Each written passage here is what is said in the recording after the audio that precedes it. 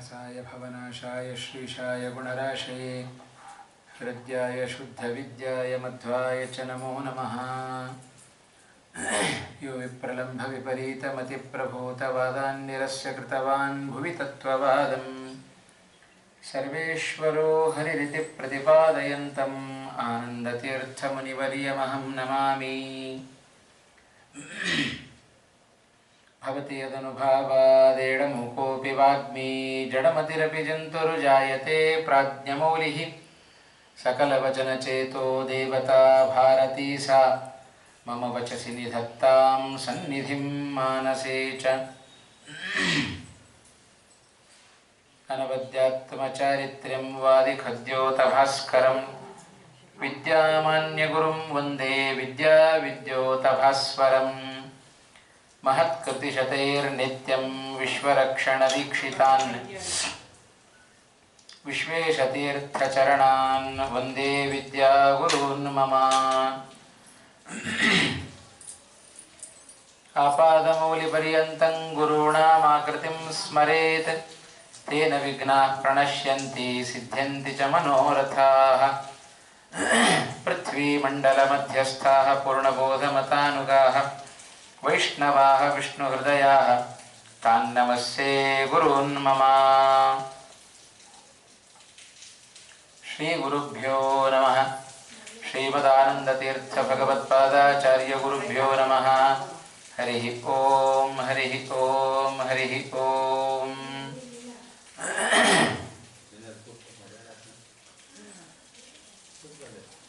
जन्माद्यस्य यतोऽन्वयादितरतश्चार्थेष्वभिज्ञस्वराट् तेने ब्रह्महृदाय आदिकवये मुह्यन्ति यं सूरयः तेजो वारिमृदां यथा विनिमयो यत्र त्रिसर्गो मृषा धाम्ना स्वेन सदा निरस्तकुहकं सत्यं परं धीमहि।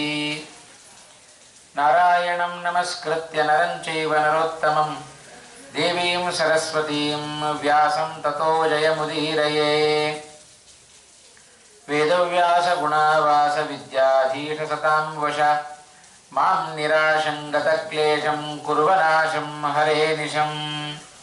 कृष्णं वन्दे मन्दपाशधरं दिव्यार्भकाकृतिं शिखाबन्धत्रयोपेतं भैष्मीमध्वकरार्चितम्।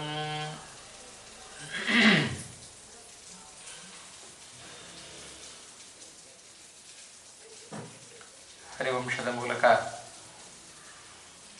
ವೇದವ್ಯಾಸರು ಅನೇಕ ವಿಷಯಗಳನ್ನು ನಮಗೆ ತಿಳಿಸಿಕೊಟ್ಟಿದ್ದಾರೆ. ಅದರ ಹಿನ್ನೆಲೆಯಲ್ಲಿ ನಿನ್ನೆ ದಿವಸ ಕೆಲವೊಂದು ವಿಚಾರಗಳನ್ನು ತಿಳಿಯುವ ಸಣ್ಣ ಪ್ರಯತ್ನವನ್ನು ನಾವು ಮಾಡಿದೆವು.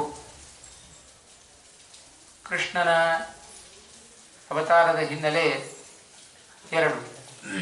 ಒಂದು ದುರ್ಜನರ ಸಂಹಾರ, ಜೊತೆಗೆ ವಿಶೇಷವಾಗಿ ಶಿಷ್ಟರನ್ನು ಸಂರಕ್ಷಣೆ ಮಾಡೋದು ಕೂಡ ಭಗವಂತನ ಅವತಾರದ ಪ್ರಮುಖವಾದ ಉದ್ದೇಶ. ಭಾಗವತ ಒಂದು ಮಾತನ್ನು ಹೇಳುತ್ತೆ, ರಕ್ಷೋವಧಾಯೈವ ನ ಕೇವಲಂ ವಿಭೋಃ ಮರ್ತ್ಯಾವತಾರಸ್ತ್ವಿಹ ಮರ್ತ್ಯ ಶಿಕ್ಷಣಂ.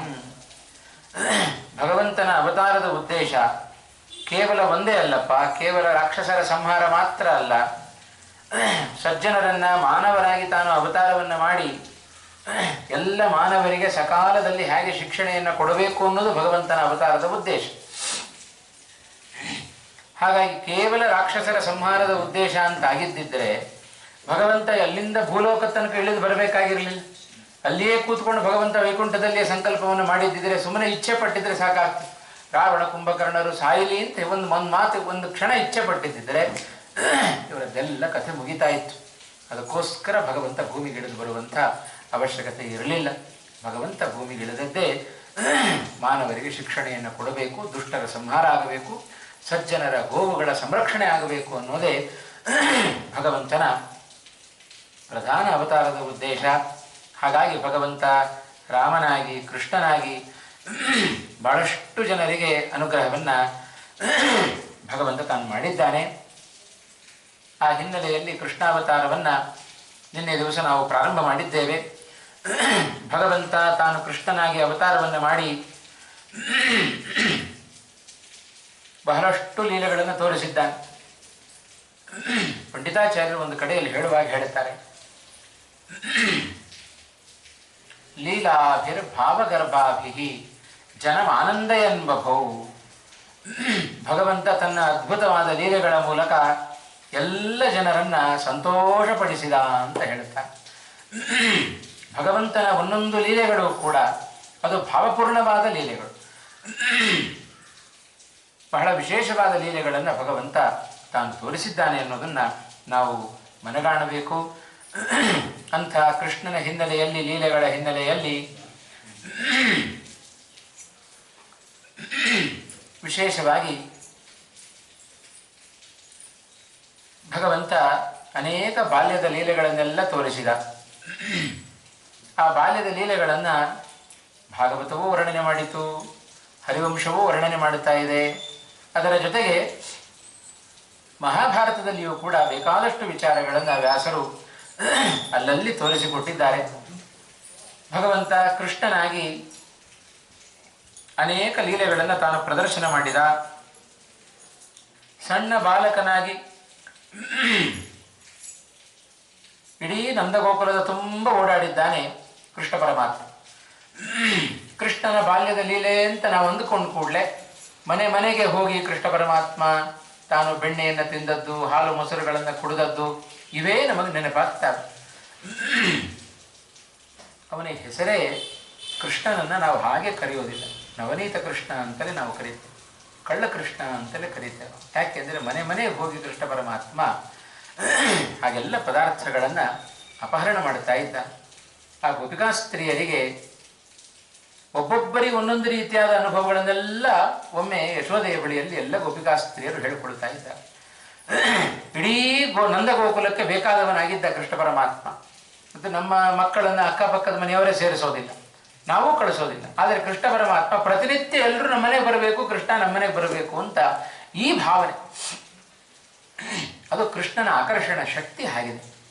ರಾಮನಾಗಿ ಕೃಷ್ಣನಾಗಿ ರಾಮನ ರಾಮಾಯಣದಲ್ಲಂತೂ ವಾಲ್ಮೀಕಿಗಳು ಬಹಳ ಚೆನ್ನಾಗಿ ವರ್ಣನೆ ಮಾಡುತ್ತಾರೆ. ಯಶ್ಚ ರಾಮಂ ನ ಪಶ್ಯೇತ್ತು ಎಂಚ ರಾಮೋ ನ ಪಶ್ಯತಿ ನಿಂದಿತ ಸಭವೇಲ್ಲೋಕೆ ಸ್ವಾತ್ಮಾಪ್ಯೇವಂ ವಿಗರ್ಹತೆ ಅಂತ. ಅಯೋಧ್ಯ ಪಟ್ಟಣ ಹೇಗಿತ್ತಪ್ಪ ಅಂತ ಹೇಳಿದ್ರೆ, ಇಡೀ ಅಯೋಧ್ಯ ಪಟ್ಟಣದ ಪ್ರಜೆಗಳನ್ನು ಶ್ರೀರಾಮಚಂದ್ರ ತಾನು ನೋಡಬೇಕಾಗಿತ್ತು. ಶ್ರೀರಾಮಚಂದ್ರ ಎಲ್ಲರನ್ನ ನೋಡಬೇಕಾಗಿತ್ತು, ಎಲ್ಲರೂ ರಾಮನನ್ನು ನೋಡಬೇಕಾಗಿತ್ತು. ಇದು ಪ್ರತಿನಿತ್ಯ ನಡಿಬೇಕಾದ್ದು. ಒಂದು ದಿವಸ ಯಾರಾದರೂ ಇವತ್ತು ನಾನು ನೋಡಲಿಲ್ಲ ಅಂತ ಹೇಳಿದ್ರೆ ನನ್ನ ಮನಸ್ಸೇ ನನ್ನನ್ನು ನಿಂದನೆ ಮಾಡುತ್ತಾ ಇತ್ತು. ಎಂಥ ಪಾಪಿ ನೀನು ಇವತ್ತು ರಾಮನನ್ನು ನೋಡಲಿಲ್ಲ, ಅಥವಾ ರಾಮನನ್ನು ನೋಡಲಿಲ್ಲ ಅಂತ ಅವರವರ ಮನಸ್ಸೇ ಅವರನ್ನು ಬೈತಾ ಇತ್ತಂತೆ. ಇದು ರಾಮಕೃಷ್ಣರ ವ್ಯಕ್ತಿತ್ವ, ಭಗವಂತನ ವ್ಯಕ್ತಿತ್ವ. ಹಾಗಾಗಿ ಒಂದು ದಿವಸ ಕೃಷ್ಣ ನಮ್ಮ ಮನೆಗೆ ಬರಲಿಲ್ಲ ಅಂತಾದರೆ ಎಲ್ಲರಿಗೂ ಬೇಸರ ಆಗ್ತಾ ಇತ್ತು. ಆ ಹಿನ್ನೆಲೆಯಲ್ಲಿ ಆ ಕೃಷ್ಣನ ಅನೇಕ ಲೀಲೆಗಳನ್ನು ಎಲ್ಲ ಗೋಪಿಕಾ ಸ್ತ್ರೀಯರು ತಮ್ಮ ತಮಗಾದ ಅನುಭವಗಳನ್ನೆಲ್ಲ ಹೇಳಿಕೊಡ್ತಾ ಇದ್ದಾರೆ. ಒಬ್ಬ ಗೋಪಿಕಾ ಸ್ತ್ರೀ ಹೇಳಿದ್ಲು ಯಶೋದೆಯ ಬಳಿಯಲ್ಲಿ, ಅಮ್ಮ ನಿನ್ನ ಕೃಷ್ಣನ ಆ ತುಂಟಾಟ, ಅವನ ಚೇಷ್ಟೆ ವಿಪರೀತ, ನಮ್ಮ ಊಹೆ ಮಾಡಿಕೊಳ್ಳಿಕ್ಕೂ ಆಗೋದಿಲ್ಲ ಅಂತಂತಾಳು. ನಮ್ಮ ಮನೆಗೆ ಬರ್ತಾನೆ ಕೃಷ್ಣ, ಕಟ್ಟಿದ ಕರುಗಳನ್ನೆಲ್ಲ ಬಿಚ್ಚಿಬಿಡ್ತಾನೆ. ಕೃಷ್ಣ ಯಾಕೋ ಕಟ್ಟಿದ ಕರುಗಳನ್ನು ಬಿಚ್ಚತಿ ಅಂತ ಹೇಳಿದರೆ ಅವ ಹೇಳ್ತಾನೆ, ಕಟ್ಟನ್ನು ಬಿಚ್ಚೋದೇ ನನ್ನ ಕೆಲಸ ಅಂತ ಕೃಷ್ಣ ಹೇಳ್ತಾನೆ. ಇದು ಅವನ ಲೆಕ್ಕಕ್ಕೆ ಸರಿ. ಪಾಪ ಗೋಪಿಕಾಸ್ತ್ರೀಯರಿಗೇನು ಆಗಬೇಕು, ಯಾರಿಗೇನು ಅರ್ಥ ಆಗಬೇಕು? ಯಾಕೆಂದರೆ ಭಗವಂತನ ಸ್ವಭಾವವೇ ಹಾಗೆ. ಬಂಧಕೋ ಭವಪಾಶೇನ ಭವಪಾಶಾಚ್ಚ ಮೋಚಕಃ. ನಮ್ಮನ್ನು ಸಂಸಾರ ಬಂಧನದಲ್ಲಿ ಕಟ್ಟುವವನು ಅವನೇ, ಕಟ್ಟಿ ಹಾಕಿದ ನಮ್ಮನ್ನು ಬಿಡಿಸುವವನು ಅವನೇ. ಹಾಗಾಗಿ ಬಂಧನದಲ್ಲಿದ್ದವರನ್ನು ನಾನೇ ಬಿಡಿಸ್ತೇನೆ ಅಂತ ಸೂಚನೆ ಮಾಡಿಕೊಟ್ಟ ಕೃಷ್ಣ ಪರಮಾತ್ಮ. ಬಂಧಕೋ ಭವಪಾಶೇನ ಅನ್ನುವ ಮಾತನ್ನ ಬಹಳ ಸತ್ಯ ಮಾಡಿ ತೋರಿಸಿದ ಕೃಷ್ಣ. ಒಬ್ಬಳು ಹೀಗೆ ತನಗಾದ ಅನುಭವ ಹೇಳಿಕೊಂಡ್ಳು. ಮತ್ತೊಬ್ಬಳು ಗೋಪಿಕಾಸ್ತ್ರೀ ಹೇಳ್ತಾ ಇದ್ದಾಳೆ, ಅಮ್ಮ ಕೃಷ್ಣ ಪರಮಾತ್ಮನ ಸಾಮರ್ಥ್ಯ ಅದು ಸಾಧಾರಣ ಅಲ್ಲ. ಯಾಕೆ ಅಂದರೆ ಕೃಷ್ಣ ಬರ್ತಾನೆ, ಹಾಲನ್ನು ಕುಡಿತಾನೆ ಅಂತ ಗೊತ್ತು. ಕೊಡದೇ ಇದ್ರೆ ಕೃಷ್ಣ ಸುಮ್ಮನೆ ಏನು ಮಾಡ್ತಾ ಇದ್ದ ಗೊತ್ತೋ, ಆ ಹಾಲಿನ ಮೊಸರಿನ ಗಡಿಗೆಯನ್ನೆಲ್ಲ ಒಡೆದು ಹಾಕಿ ಹೋಗ್ತಾ ಇದ್ದ. ಅದರ ಬದಲು ಕೆಲವು ಗೋಪಿಕಾಸ್ತ್ರೀ ಏನು ಮಾಡ್ತಾ, ಕೃಷ್ಣ ಬಂದ ಕೂಡಲೇ ಅವನಿಗೆ ಏನು ಬೇಕೋ ಅದನ್ನೆಲ್ಲ ಕೊಟ್ಟುಬಿಟ್ಟು ಆ ಪಾತ್ರೆಗಳನ್ನು ಉಳಿಸ್ಕೊಳ್ತಾ ಇದ್ರು. ಇನ್ನು ಕೆಲವರು, ಒಬ್ಬಳು ಗೋಪಿಕಾಸ್ತ್ರೀ ಏನು ಮಾಡಿದ್ರು, ಕೃಷ್ಣ ಹಾಲು ಕುಡಿದು ಹೋಗ್ತಾನಲ್ಲ, ಹಾಗಾದ್ರೆ ಒಂದು ಕೆಲಸ ಮಾಡೋಣ, ಒಲೆ ಮೇಲೆ ಪಾತ್ರೆಯನ್ನು ಇಟ್ಟುಬಿಡೋಣ. ಯಾವಾಗಲೂ ಚೆನ್ನಾಗಿ ಮರಳುತ್ತಾ ಇದೆ ಹಾಲು. ಆ ಹಾಲನ್ನು ಕೃಷ್ಣ ಬಂದ, ನಿನ್ನ ಮಗ ಅನಾಯಾಸವಾಗಿ ತಣ್ಣೀರು ಕುಡಿದಂತೆ ಕುಡಿದು ಬಿಟ್ಟ ಹಾಲನ್ನು. ಏನು ಅವನ ಬಾಯಲ್ಲಿ ಸಮುದ್ರ ಇದೆಯೋ ಅಂತ ಕೇಳ್ತಾ ಇದ್ದ. ಅದಕ್ಕೆ ವದರಾಜರಂತಾರೆ, ಏನು ಆಶ್ಚರ್ಯ ಪಡಬೇಕಾಗಿಲ್ಲಪ್ಪ. ಯಾಕೆ ಅಂದ್ರೆ ಮುಖಾದಗ್ನಿಶ್ಚೇಂದ್ರಶ್ಚ, ಆ ಭಗವಂತನ ಬಾಯಿಂದಲೇ ಹುಟ್ಟಿದವ ಅಗ್ನಿ. ಹಾಗಾಗಿ ಅಗ್ನಿ ತಾನು ಹುಟ್ಟಿದ ಸ್ಥಳಕ್ಕವ ಹೋದ, ಅವನ ಬಾಯಿಂದಲೇ ಹುಟ್ಟಿದವ. ಆದ್ದರಿಂದ ಅಗ್ನಿ ಭಗವಂತ ಕೃಷ್ಣ ಹೀಗೆ ಮಾಡಿದ ಅಂತ ಹೇಳಿ ಏನು ಆಶ್ಚರ್ಯ ಪಡಬೇಡ್ರಿ. ಇನ್ನೊಬ್ಬಳು ಹೇಳಿದ್ಲು, ಕೃಷ್ಣ ಬರ್ತಾನೆ ಅಂತೇಳಿ ಮೇಲೆ ಎತ್ತಿಟ್ಟಿದ್ದೆ ಪದಾರ್ಥಗಳನ್ನ, ಇಷ್ಟತ್ರ ಬೆಳೆಸ್ಬಿಟ್ಟ ಕೃಷ್ಣ ಕೈಯನ್ನ. ಅನಾಯಾಸವಾಗ ಪಾತ್ರೆಗಳನ್ನು ತೆಗೆದುಕೊಂಡು ನಿನ್ನ ಮಗ ಕುಡಿದು ಬಿಟ್ಟ ಹಾಲು ಮೊಸರುಗಳನ್ನ. ಏನು ಆಶ್ಚರ್ಯ ಇದು ಅಂತ ಮತ್ತೊಬ್ಬಳು ತನ್ನಗಾದ ಅನುಭವ ಹೇಳ್ತಾ ಇದ್ದಾಳೆ. ಇನ್ನೊಬ್ಬಳು ಗೋಪಿಕಾಸ್ತ್ರೀ ಹೇಳಿದ್ಲು, ಕೃಷ್ಣ ನಿನ್ನ ಮಗ ಸಾಧಾರಣ ಅಲ್ಲಮ್ಮ ಯಶೋದೆ, ಎಂಥ ದೃಶ್ಯ. ಒಂದು ನಿನ್ನ ಮಗನಲ್ಲಿ ನೀನು ಕಾಣ್ತಾ ಇದ್ದಿ 2 ಕೈ ಅಂತ, ನಾನು ನೋಡಿದ್ದೇನೆ 4 ಕೈ ಇದೆ ನಿನ್ನ ಮಗನಿಗೆ ಅಂತ ಇದ್ದಾಳೆ ಆ ಗೋಪಿಕಾಸ್ತ್ರೀ. ಏನ್ ಮಾಡ್ತಾ ಇದ್ದಾನೆ ಕೃಷ್ಣ? ಒಂದು ಕೈಯಲ್ಲಿ ಗಂಟೆಯನ್ನು ಹಿಡಿದಿದ್ದಾನೆ, ಮತ್ತೊಂದು ಕೈಯಲ್ಲಿ ಹಾಲಿನ ಪಾತ್ರೆಯನ್ನು ಹಿಡ್ಕೊಂಡಿದ್ದಾನೆ, ಮತ್ತೊಂದು ಕೈಯಲ್ಲಿ ತನ್ನ ಮಿತ್ರನಿಗೆ ಕುಡಿಸ್ತಾ ಇದ್ದಾನೆ, ಮತ್ತೊಂದು ಕೈಯಿಂದ ತಾನು ಕುಡಿತಾ ಇದ್ದಾನೆ. ಇದನ್ನು ನೋಡಿ ಬಭೂವ ಕಾಪಿ ತೂಷ್ಣೀಂ ಬಭೂವ, ಅವಳ ಆಶ್ಚರ್ಯಚಕಿತಳಾಗಿ ಬಾಯಿ ಮುಚ್ಕೊಂಡು ಸುಮ್ಮನಾಗಿಬಿಟ್ಲ. ಇದು ಇಂಥ ನಿನ್ನ ಮಗನ ವಿಚಿತ್ರವಾದ ಲೀಲೆಯನ್ನು ನನಗೆ ತೋರಿಸಿದ್ದಾನೆ ನಿನ್ನ ಮಗ ಕೃಷ್ಣ. ಇನ್ನೊಬ್ಳು ಹೇಳ್ತಾ ಇದ್ದಾಳೆ, ನನ್ನ ಮನೆಗೆ ಬಂದ ಕೃಷ್ಣ, ಅವನು ಕಲ್ಲಿಗೆ ಕಟ್ಟಿಬಿಟ್ಟೆ, ಓಡಿ ಹೋಗ್ಬಿಡ್ತಾನಲ್ಲ, ಎಲ್ಲ ತಿಂದು ಬಿಡ್ತಾನಲ್ಲ ಇವ ಅಂತ ಕಲ್ಲು ಸಮೇತ ಹೋಗ್ಲಿಕ್ಕೆ ಶುರು ಮಾಡಿದ. ಆಮೇಲೆ ಮನೆ ಕಂಬಕ್ಕೆ ಕಟ್ಟಬೇಕು ಅಂತ ಅನ್ಕೊಂಡೆ, ಕಟ್ಟಲಿಲ್ಲ ಅಂತಂದವಳು. ಮನೆ ಕಂಬನೂ ಎಳ್ಕೊಂಡು ಹೋಗ್ಬಿಟ್ರೆ ಮನೆಯೇ ಬಿದ್ದೋಗ್ಬಿಡುತ್ತಲ್ಲ, ಅದಕ್ಕೋಸ್ಕರ ನಾನು ಕಟ್ಟಲಿಲ್ಲ ಅಂತ ಮತ್ತೊಬ್ಬಳು ಹೀಗೆ ಹೇಳ್ತಾ ಇದ್ದ. ಹೀಗೆಲ್ಲ ಹೇಳುವಾಗ ಯಶೋದೆಗೆ ಬಹಳ ಆನಂದ ಆಗ್ತಾ ಇದೆ. ಆ ಕೃಷ್ಣನ ತನ್ನ ಮಗನ ಬಾಲ್ಯದ ಲೀಲೆಗಳನ್ನು ಕಂಡಾಗ ಬಹಳ ಆನಂದ ಪಡ್ತಾ ಇದ್ದಾಳೆ. ಬಾಯಿ ಬಿಟ್ಟು ಹೇಳ್ತಾ ಇಲ್ಲ, ಬೈದು ಬಿಟ್ರೆ ಏನು ಮಾಡೋದು, ಈಗ ಬೆಕ್ಕಿಗೆ ಚೆಲ್ಲಾಟ, ಇಲ್ಲಿ ಪ್ರಾಣ ಸಂಕಟ ಅಂತಾರಲ್ಲ, ಹಾಗೆ ಅನುಭವಿಸುವವರು ಕಷ್ಟ ನಮಗೆ. ಅದು ತಾಯಿ ಯಶೋದೆ ಸಂತೋಷ ಪಟ್ರೆ ಅದಕ್ಕೆ ಯಶೋದೆ ತಾನು ಹೇಳ್ಕೊಳ್ತಾಳೆ, ನಿಮಗೆ ಮಾತ್ರ ಅಲ್ಲ ನನಗೂ ಇಂಥ ಅನುಭವಗಳಾಗಿದೆ ಅಂತ ಹೇಳ್ತಾಳೆ ಯಶೋದೆ. ನಾನು ಒಮ್ಮೆ ಹೀಗೆ ಕೃಷ್ಣ ನಿದ್ರೆ ಮಾಡು ಅಂತಂದೆ. ಕೃಷ್ಣ ಏನ್ ಮಾಡ್ತಾ ಇದ್ದ? ನಿಮೀಲಿತಾಕ್ಷ ಯುಗಲ, ನಿದ್ರೆ ಮಾಡು ಅಂತ ಹೇಳಿದ್ರೆ ನಿದ್ರಾ ಕಾಂಬ, ನಿದ್ರೆ ಅಂದ್ರೆ ಏನು ಅಂತ ಕೇಳ್ತಾ ಇದ್ದ. ನಿದ್ರೆ ಅಂದ್ರೆ ಕಣ್ಣು ಮುಚ್ಚೋದೆ ನಿದ್ದೆಯಪ್ಪ. ಕಣ್ಣು ಮುಚ್ಚಿ ಪ್ರಾಜ್ಞನಾಮಕ ಭಗವಂತನನ್ನ ಆಲಿಂಗನ ಮಾಡಿದರೆ ಅದು ನಿದ್ರೆ. ಯಾಕೆ ಮಾಡಬೇಕು ಅಂತ ಕೇಳಿದ. ವ್ರಜೇ ಜೀರ್ಣತಾಂ, ನಿದ್ರೆ ಮಾಡಿದ್ರೆ ನಾವು ತಿಂದದ್ದೆಲ್ಲ ಜೀರ್ಣ ಆಗತ್ತೆ, ಮತ್ತೆ ಹಸಿವಾಗತ್ತೆ. ನಿದ್ರೆ ಅಂದ್ರೆ ಏನು ಅಂದ್ರೆ ಪ್ರಾಜ್ಞನಾಮಕ ಭಗವಂತನನ್ನ ಆಲಿಂಗನ ಮಾಡಿಕೊಳ್ಳೋದೇ ನಿದ್ದೆ ಅಂತ ಹೇಳಿಬಿಡು. ಅದಕ್ಕೆ ಕೃಷ್ಣ ಏನ್ ಮಾಡಿದ, ಮರುಕ್ಷಣದಲ್ಲಿ ತನ್ನನ್ನು ತಾನೇ ಆಲಿಂಗನ ಮಾಡ್ಕೊಂಡ್ಬಿಟ್ಟ. ಕಣ್ಣು ಮುಚ್ಚಿದ, ಅಮ್ಮ ನಿದ್ದೆ ಆಯ್ತು, ಏನಾದರೂ ಕೊಡು ಅಂತ ಕೇಳ್ತಾ ಇದ್ದ. ಪ್ರಾಜ್ಞನಾಮಕ ಭಗವಂತ ಬೇರೆ ಅಲ್ಲ, ಅವ ಬೇರೆ ಅಲ್ಲ. ಇದು ಕೃಷ್ಣ ಹೀಗೆ ನನಗೇ ಹೀಗೆ ಮಾಡಿದ್ದಾನೆ, ನಿಮಗೆ ಮಾಡೋದ್ರಲ್ಲಿ ಏನು ಆಶ್ಚರ್ಯ ಇಲ್ಲ ಅಂತ ಹೀಗೆ ಪ್ರತಿಯೊಬ್ಬರೂ ಕೂಡ ತಮ್ಮ ತಮಗಾದ ಅನುಭವಗಳನ್ನು ಯಶೋದೆ ಬಳಿಯಲ್ಲಿ ಹೇಳ್ತಾ ಇದ್ರೆ ಎಲ್ಲರಿಗೂ ಭಯ, ಎಲ್ಲಿ ಕೃಷ್ಣ ಬಂದ್ಬಿಡ್ತಾನೋ ಅಂತ ಭಯದಿಂದ ಹೇಳ್ತಾ ಇದ್ದಾರೆ. ಒಮ್ಮೆ ಹೇಳೋದು, ಒಮ್ಮೆ ಹಿಂತಿರುಗಿ ನೋಡೋದು, ಈ ಅವಸ್ಥೆ ಬಂದ್ಬಿಡುತ್ತೆ ಎಲ್ಲರಿಗೂ ಕೂಡ. ಇವರೆಲ್ಲ ಹೇಳ್ತಾ ಇರ್ಬೇಕಾದ್ರೆ ಕೃಷ್ಣ ಬಂದೇ ಬಿಟ್ಟ. ಕೃಷ್ಣ ಬಂದದ್ದನ್ನು ನೋಡಿ ಎಲ್ಲ ಜಾಗ ಖಾಲಿ ಮಾಡಿಬಿಟ್ರಂತೆ. ಇನ್ನು ಅವನು ಎದುರಿಗೆ ಹೇಳಿಬಿಟ್ರೆ ಇನ್ನೂ ಜಾಸ್ತಿ ಮಾಡಿಬಿಡ್ತಾನೆ. ಅದಕ್ಕೋಸ್ಕರ ಕೃಷ್ಣ ಬಂದದ್ದೇ ತಡ, ಎಲ್ಲ ಹೋಗಿಬಿಟ್ರು. ಚಾಡಿ ಹೇಳಲಿಕ್ಕೆ ಯಾರ್ಯಾರು ಬಂದಿದ್ರು ಎಲ್ಲ ವಾಪಸ್ ಹೋಗಿಬಿಟ್ರು. ಕೃಷ್ಣ ಮನೆಗೆ ಹೋಗಿ ಇಂಥ ಕಳ್ಳತನವನ್ನು ಮಾಡುತ್ತಾ ಇದ್ದಾನೆ, ಅಪಹರಣವನ್ನು ಮಾಡುತ್ತಾ ಇದ್ದಾನೆ ಪದಾರ್ಥಗಳನ್ನು ಅಂತ ನಾವು ಅಂದ್ಕೊಳ್ತೇವೆ. ಆದರೆ ಹಾಗಲ್ಲ. ಕೃಷ್ಣನ ಆ ಚೌರ್ಯದ ಹಿನ್ನೆಲೆಯಲ್ಲಿಯೂ ಕೂಡ ಒಂದು ಅರ್ಥ ಇದೆ. ಬಹಳ ಚೆನ್ನಾಗಿ ಹೇಳ್ತಾರೆ ಶ್ರೀಮದ್ ಆಚಾರ್ಯ ಹೇಳುವಾಗ, ಕೃಷ್ಣ ಮಾಡಿದ ಕಳ್ಳತನ ಅಂತೇಳಿ ನಾವು ಮಾಡಬಾರದು. ಅವ ಕಳ್ಳತನ ಮಾಡಿದ್ದಾನೆ ಅಂತೇಳಿ ನಾವು ಮಾಡಿದರೆ ಅವ ಜೈಲಿನಲ್ಲಿ ಹುಟ್ಟಿ ಹೊರಗೆ ಬಂದ, ನಾವು ಹೊರಗೆ ಬಿಡ್ದವ್ರು ಜೈಲಿಗೆ ಹೋಗ್ಬೇಕಾಗತ್ತೆ. ಹಾಗಾಗಿ ಹಿರಿಯರು ಮಾಡಿದ್ದೆಲ್ಲ ನಾವು ಮಾಡಬೇಕು ಅಂತ ಅರ್ಥ ಅಲ್ಲ ಅದಕ್ಕೆ.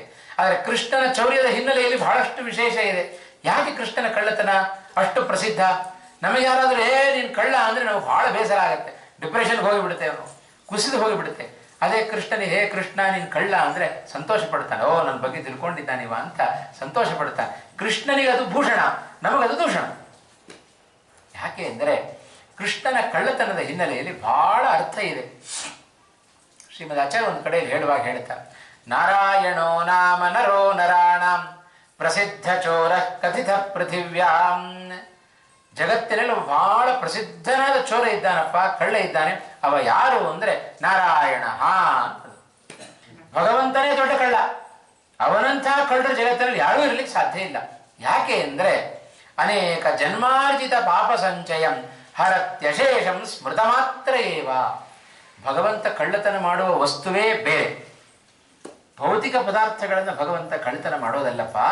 ಅವನು ಯಾರು ಗೋಪಿಕಾಸ್ತ್ರೀಯರು ಅಥವಾ ಗೋಪಾಲಕರು ಕೃಷ್ಣ ಬಂದಿದ್ದಾನೆ ಅಂತೇಳಿ ಪೂಜ್ಯ ಭಾವನೆಯಿಂದ ಪದಾರ್ಥಗಳನ್ನು ಕೊಡ್ತಾರೆಯೋ ಅಂಥವರ ಮನೆಯಿಂದ ತಾನು ಪದಾರ್ಥಗಳನ್ನು ಸ್ವೀಕಾರ ಮಾಡೋದ್ರ ಮೂಲಕ ಅವರ ಪಾಪಗಳನ್ನು ಕಸಿತಾ ಇದ್ದ ಕೃಷ್ಣ ಪರಮಾತ್ಮ. ಇದು ಕೃಷ್ಣನ ಆ ಕಳ್ಳತನದ ಹಿನ್ನೆಲೆ. ನಾವು ಯಾರಾದರೂ ಹೀಗೆ ಮಾಡ್ಲಿಕ್ಕೆ ಸಾಧ್ಯವೋ? ಯಾರ ಪಾಪಗಳನ್ನು ನಮಗೆ ಕಸಿಲಿಕ್ಕೆ ಆಗೋದಿಲ್ಲ. ಹಾಗಾಗಿ ಪಾಪಗಳನ್ನು ಕಸಿತೇವೆ, ಅದರಲ್ಲಿ ತೆಗೆದು ನಮ್ಮಲ್ಲೇ ಇಟ್ಕೊಳ್ತೇವೆ ಅಷ್ಟೇ, ಮತ್ತೇನಾಗೋದಿಲ್ಲ ಅದರಿಂದ. ಹಾಗಾಗಿ ನಾವು ಯಾರು ಅಂತ ಅಪಹರಣದ ಕ್ರಿಯೆಯಲ್ಲಿ ಕೃಷ್ಣ ಮಾಡಿದ ಅಂತ ಹೇಳಿ ನಾವು ಸರ್ವಥ ಮಾಡ್ಲಿಕ್ಕೆ ಹೋಗಬಾರ್ದು. ಕೃಷ್ಣನ ಚೌರ್ಯದ ಹಿನ್ನೆಲೆಯನ್ನು ನಾವು ಹೀಗೆ ತಿಳ್ಕೊಳ್ಳಿಕ್ಕೆ ಸಾಧ್ಯ. ಕೃಷ್ಣ ಬೇಕಾದಷ್ಟು ಕೃಷ್ಣನಲ್ಲಿ ನಾವು ದೋಷಗಳನ್ನು ಹೇಳುತ್ತೆ. ಕೃಷ್ಣ ರಾಸಕ್ರೀಡೆ ಮಾಡಿದ ಗೋಪಿಕಾಸ್ತ್ರೀಯರ ಬಳಿಯಲ್ಲಿ. ಸಣ್ಣ ವಯಸ್ಸಿನಲ್ಲಿ ಯಾರಾದರೂ ಮಕ್ಕಳು ಹೀಗೆ ಮಾಡ್ತಾರೆ ಏನ್ರಿ ಅಂತ ಪ್ರಶ್ನೆ ಮಾಡಿದರೆ ಅದು ಯಾವುದು ನಡೆದದ್ದು ಕೂಡ ಲೋಕದ ದೃಷ್ಟಿಯಿಂದ ನಡೆದದ್ದಲ್ಲ, ಎಲ್ಲ ಅಲೌಕಿಕ ಪ್ರಕ್ರಿಯೆಗಳದು. ಹಾಗಾಗಿ ಭಗವಂತನಿಗೆ ಯೌವನ ಅಂತಿಲ್ಲ, ನಿರಂತರ ಯುವಕ ಭಗವಂತ. ಅವನಿಗೆ ವೃದ್ಧಾಪ್ಯ ಅಂತಿಲ್ಲ, ಬಾಲ್ಯ ಅಂತಿಲ್ಲ, ಶೈಶವಾವಸ್ಥೆ ಅಂತಿಲ್ಲ, ನಿರಂತರ ಯುವಕ ಭಗವಂತ. ಹಾಗಾದರೆ ಇವೆಲ್ಲ ನಾಟಕ. ಸಣ್ಣ ಶಿಶುವಾಗುವುದು, ಬಾಲಕನಾಗುವುದು, ತಾರುಣ್ಯಾವಸ್ಥೆಗೆ ಬರೋದು, ಇದೆಲ್ಲ ಭಗವಂತನಿಗೆ ನಾಟಕ ಅಷ್ಟೇ. ಇದು ಭಗವಂತ ನಿತ್ಯ ಯುವಕನಾಗಿದ್ದಾನೆ. ಹಾಗಾಗಿ ಕೃಷ್ಣ ಪರಮಾತ್ಮ ಒಮ್ಮೆ ಏನು ಮಾಡಿದ? ಪರೀಕ್ಷಿತನ ಜನನದ ಸಂದರ್ಭ. ಭಗವಂತನಲ್ಲಿ ಬೇಕಾದಷ್ಟು ಅಪವಾದಗಳನ್ನು ನಾವು ಆಡುತ್ತೇವೆ. ಭಗವಂತ ಕೃಷ್ಣ ಪರಮಾತ್ಮ ಬೇಕಾದಷ್ಟು ಸುಳ್ಳನ್ನು ಹೇಳಿದ್ದಾನೆ. ಕೃಷ್ಣ ಚೋರ, ಜಾರ, ಸುಳ್ಳು ಬುರುಕ ಹೀಗೆಲ್ಲ ಹೇಳೋದುಂಟ. ಯಾವುದು ನಿಜ ಅಲ್ಲ ಅನ್ನೋದನ್ನು ಪ್ರೂವ್ ಮಾಡಿ ತೋರಿಸಿದ ಕೃಷ್ಣ. ಪರೀಕ್ಷಿತ ತಾನು ಹುಟ್ಟುತ್ತಾನೆ ಅಂತ ಗೊತ್ತಾದಾಗ ಅಶ್ವತ್ಥಾಮಾಚಾರ್ಯ ಬಾಣಪ್ರಯೋಗ ಮಾಡಿದರು. ತಾಯಿ ಉತ್ತರಾದೇವಿ ಕೃಷ್ಣನ ಬಳಿಯಲ್ಲಿ ಪ್ರಾರ್ಥನೆ ಮಾಡಿಕೊಳ್ತಾಳೆ, ಕೃಷ್ಣ ಪಾಂಡವರ ಸಂತಾನ ಉಳಿಸು. ಅಶ್ವತ್ಥಾಮಾಚಾರ್ಯನ ಬ್ರಹ್ಮಾಸ್ತ್ರ ಬರ್ತಾ ಇದೆ, ಪಾಂಡವರ ಸಂತಾನವನ್ನು ಉಳಿಸು. ಕೇಳಿದಾಗ ಆ ಉತ್ತರೆಯ ಗರ್ಭದ ಒಳಗೆ ತಾನು ಪ್ರವೇಶವನ್ನು ಮಾಡಿ ಸುತ್ತಲೂ ಚಕ್ರ ಹಿಡಿದು ನಿಂತ, ಯಾವ ಕಡೆಯಿಂದ ಬರುತ್ತೆ ಆಪತ್ತು ನೋಡೋಣ ಅಂತ ಆ ಪರೀಕ್ಷಿತನನ್ನ ರಕ್ಷಣೆ ಮಾಡಿದ. ಗರ್ಭದಲ್ಲಿಯೇ ರಕ್ಷಣೆ ಮಾಡಿದವ ಕೃಷ್ಣ ಪರಮಾತ್ಮ. ಗರ್ಭ ಎಲ್ಲ ತುಂಬಿತು, ಇನ್ನೇನು ಪ್ರಸವ ಆಗಬೇಕು. ಅಷ್ಟೊತ್ತು ಇನ್ನೇನು ಪ್ರಸವ ಆಗುತ್ತಲ್ಲ ಅಂತ ಹೇಳಿ ಕೃಷ್ಣ ಪರಮಾತ್ಮ ಸ್ವಲ್ಪ ದೂರ ಸರಿದಾಗ ಪ್ರಸವ ಆಯಿತು. ಪ್ರಸವೇ ಹತಂ, ಹುಟ್ಟಿದ ಮಗುವಿನ ಮೇಲೆ ಮತ್ತೊಂದು ಬಾಣ ಪ್ರಯೋಗ ಮಾಡಿದರು ಅಶ್ವತ್ಥಾಮಾಚಾರ್ಯರು. ಆ ಹುಟ್ಟಿದ ಮಗು ಸತ್ತೇ ಹೋಯಿತು. ಕೃಷ್ಣನಿಗೆ ಮತ್ತೆ ಕರೆ ಹೋಯಿತು, ಕೃಷ್ಣ ನೀನು ಇಷ್ಟು ರಕ್ಷಣೆ ಮಾಡಿದೆಪ್ಪ, ನೀನು ರಕ್ಷಣೆ ಮಾಡಿದ ಮಗು ಅದು ಸತ್ತು ಹೋಗ್ಬಿಟ್ಟಿದೆ. ಕೃಷ್ಣ ಹೇಳಿದ, ಎಲ್ಲಿದೆ ತೋರಿಸ್ರಿ ನೋಡ್ರಿ, ನಾನು ಬದುಕಿಸ್ತೇನೆ ಅಂತಂದ ಕೃಷ್ಣ. ಎಲ್ಲರೂ ಹೇಳುತ್ತಾರೆ, ಕೃಷ್ಣ ಸಾಯುವವರನ್ನು ಬದುಕಿಸಬಹುದಪ್ಪ, ಮಗು ಸತ್ತೇ ಹೋಗಿದೆ, ಏನು ಬದುಕಿಸ್ತಿ ಅಂತ ಕೇಳಿದ.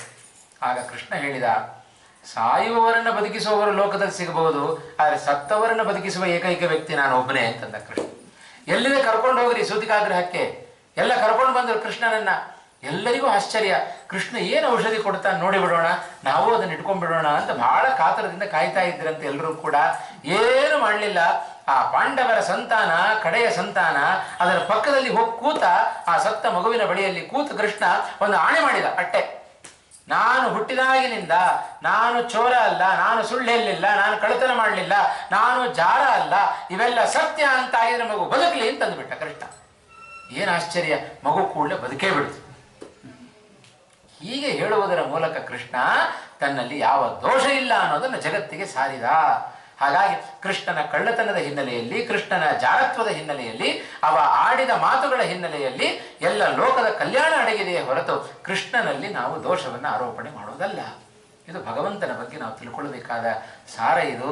ಇಷ್ಟೆಲ್ಲ ಕೃಷ್ಣ ಹೇಳುವಾಗ ಅವನ ಬಾಲ್ಯ ಸ್ನೇಹಿತ ಒಬ್ಬ ಅಲ್ಲೇ ಕೂತಿದ್ದಂತೆ. ಅವ ಕೇಳಿಸ್ಕೊಳ್ತಾ ಇದ್ದಾನೆ ಕೃಷ್ಣ ಹೇಳಿದ್ದನ್ನು. ನಾನು ಚೋರ ಅಲ್ಲ ಅಂತ ಹೇಳ್ಕೊಳ್ತಾ ಇದ್ದಾನೆ. ಹೇಗಿದು ಸಾಧ್ಯ? ನಾನು ಸುಳ್ಳು ಹೇಳ್ತಾ ಇಲ್ಲ ಅಂತ ಹೇಳಿ ಸುಳ್ಳು ಹೇಳ್ತಾ ಇದ್ದಾನಲ್ಲ ಕೃಷ್ಣ. ಯಾಕೆಂದರೆ ಬಾಲ್ಯದಲ್ಲಿ ನಾನು ಅವನು ಇಬ್ಬರು ಕೂಡ ಒಟ್ಟಿಗೆ ಒಂದೇ ಮನೆ ಹೋಗಿ ಕಳ್ಳತನ ಮಾಡಿದ್ದು ಉಂಟಲ್ಲ, ಯಾಕೆ ಹೇಳ್ತಾ ಇದ್ದಾನೆ? ಈಗ ಪಕ್ಕದಲ್ಲಿ ಕರೆದು ಕೇಳಿದ ಕೃಷ್ಣನನ್ನ, ಕೃಷ್ಣ ನಾನು ಯಾರು ಗೊತ್ತೋ? ನಿನ್ನಲ್ಲೆಲ್ಲ ಎಲ್ಲಾದ್ರೂ ಮರಳಿಗೆ ಸಾಧ್ಯವೋ?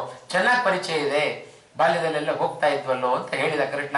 ಹೌದು, ಕಳ್ಳತನ ಇಬ್ಬರೂ ಕೂಡ ಒಟ್ಟಿಗೆ ಮಾಡಿದ್ದೇವೆ, ನಾನು ಕಳ್ಳ ಅಲ್ಲ ಅಂತ ಹೇಗೆ ಹೇಳ್ಕೊಂಡಿ ಅಂತ ಕೇಳಿದ. ಅದಕ್ಕೆ ಕೃಷ್ಣ ಆಗ್ಲೂ ಹೇಳ್ತಾನೆ, ಈಗಲೂ ಹೇಳ್ತಾ ಇದ್ದೇನೆ, ನಾನು ಕಳ್ಳ ಅಲ್ಲ, ನೀನು ಕಳ್ಳ ಅಂತಂದ ಕೃಷ್ಣ.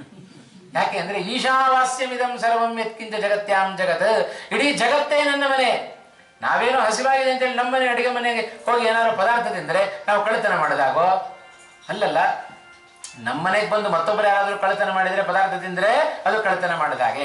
ಇಡೀ ಜಗತ್ತೇ ನನ್ನ ಮನೆ ಅಂತ ಹೇಳಿ ನಾನು ತಿಂದೆ, ನಾನು ಕಳ್ಳ ಅಲ್ಲ, ನನ್ನ ಮನೆಯಲ್ಲಿ ನೀವು ತಿಂದರಲ್ಲ, ನೀವು ಕಳ್ಳರು ಅಂತ ಅಂದ್ಬಿಟ್ಟ ಕೃಷ್ಣ. ಹಾಗೆ ಭಗವಂತ ಅವನಲ್ಲಿ ಚೋರತ್ವ ಆಗಲಿ ಜಾರತ್ವ ಆಗಲಿ ಯಾವುದನ್ನು ನಾವು ಕಾಣಲಿಕ್ಕಿಲ್ಲ. ಎಲ್ಲವೂ ಕೂಡ ಉತ್ತಮವಾಗಿರತಕ್ಕಂಥ ಗುಣಗಳೇ ಆ ಕೃಷ್ಣ ಪರಮಾತ್ಮನಲ್ಲಿ ಸೇರಿಕೊಂಡಿದ್ದಾವೆ ಅನ್ನುವ ಮಾತನ್ನ ನಾವು ಕಾಣಲಿಕ್ಕೆ ಸಾಧ್ಯತೆ ಉಂಟು. ಬರೀ ಕರೀತೀವಿ ಕೂಡಲಿ ಜಾಗ ಇದೆ.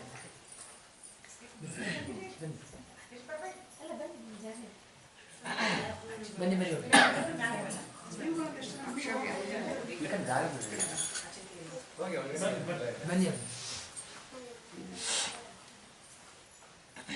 ಇನ್ನೊಂದು ಅಂಶ ಇದೇ ಕೃಷ್ಣನ ಆ ಲೀಲೆಯ ಹಿನ್ನೆಲೆಯಲ್ಲಿ ನಾವು ಅನುಸಂಧಾನಕ್ಕೆ ತಂದುಕೊಳ್ಳಬೇಕಾದ್ದು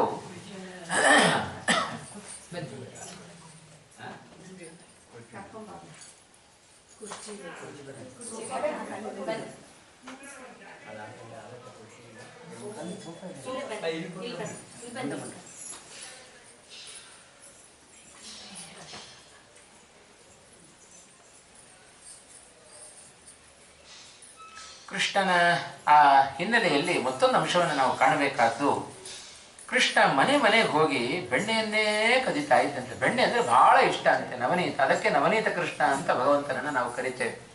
ಯಾಕೆ ಅಂದರೆ ಕೃಷ್ಣ ಒಂದೊಂದು ಪದಾರ್ಥಗಳಿಗೆ ಒಬ್ಬೊಬ್ಬರು ಅಭಿಮಾನಿಗಳಿದ್ದಾರೆ. ಅನ್ನಕ್ಕೆ ಒಬ್ಬಳು ಅಭಿಮಾನಿ ದೇವತೆ, ಲಕ್ಷ್ಮೀ ದೇವಿ ತಾನಿದ್ದಾಳೆ, ಮಂಡಿಗೆಗೆ ಚತುರ್ಮುಖ ಬ್ರಹ್ಮದೇವರಿದ್ದಾರೆ. ಹಾಗೆ ಬೆಣ್ಣೆಗೆ ಯಾರು ಅಭಿಮಾನಿ ದೇವತೆಗಳು? ಪ್ರಾಣದೇವರು ಬೆಣ್ಣೆಗೆ ಅಭಿಮಾನಿ ದೇವತೆಗಳಂತೆ.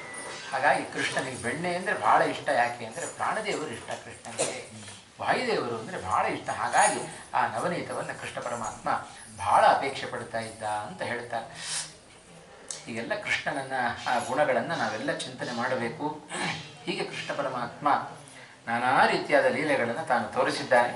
ಇಂಥ ಲೀಲೆಗಳನ್ನೆಲ್ಲ ತಾನು ತೋರಿಸುವಾಗ ಒಮ್ಮೆ ಕೃಷ್ಣನ ಬಳಿಯಲ್ಲಿ ಯಶೋದೆಯ ಬಳಿಗೆ ಬಂದ ಕೃಷ್ಣ. ಬಂದಾಗ ಒಂದಿಷ್ಟು ಜನ ಬಂದು ಹೇಳಿದರು, ಅಮ್ಮ ನಿನ್ನ ಮಗ ಕೃಷ್ಣ ಮಣ್ಣು ತಿಂದಿದ್ದಾನೆ ಅಂತ ಹೇಳಿ.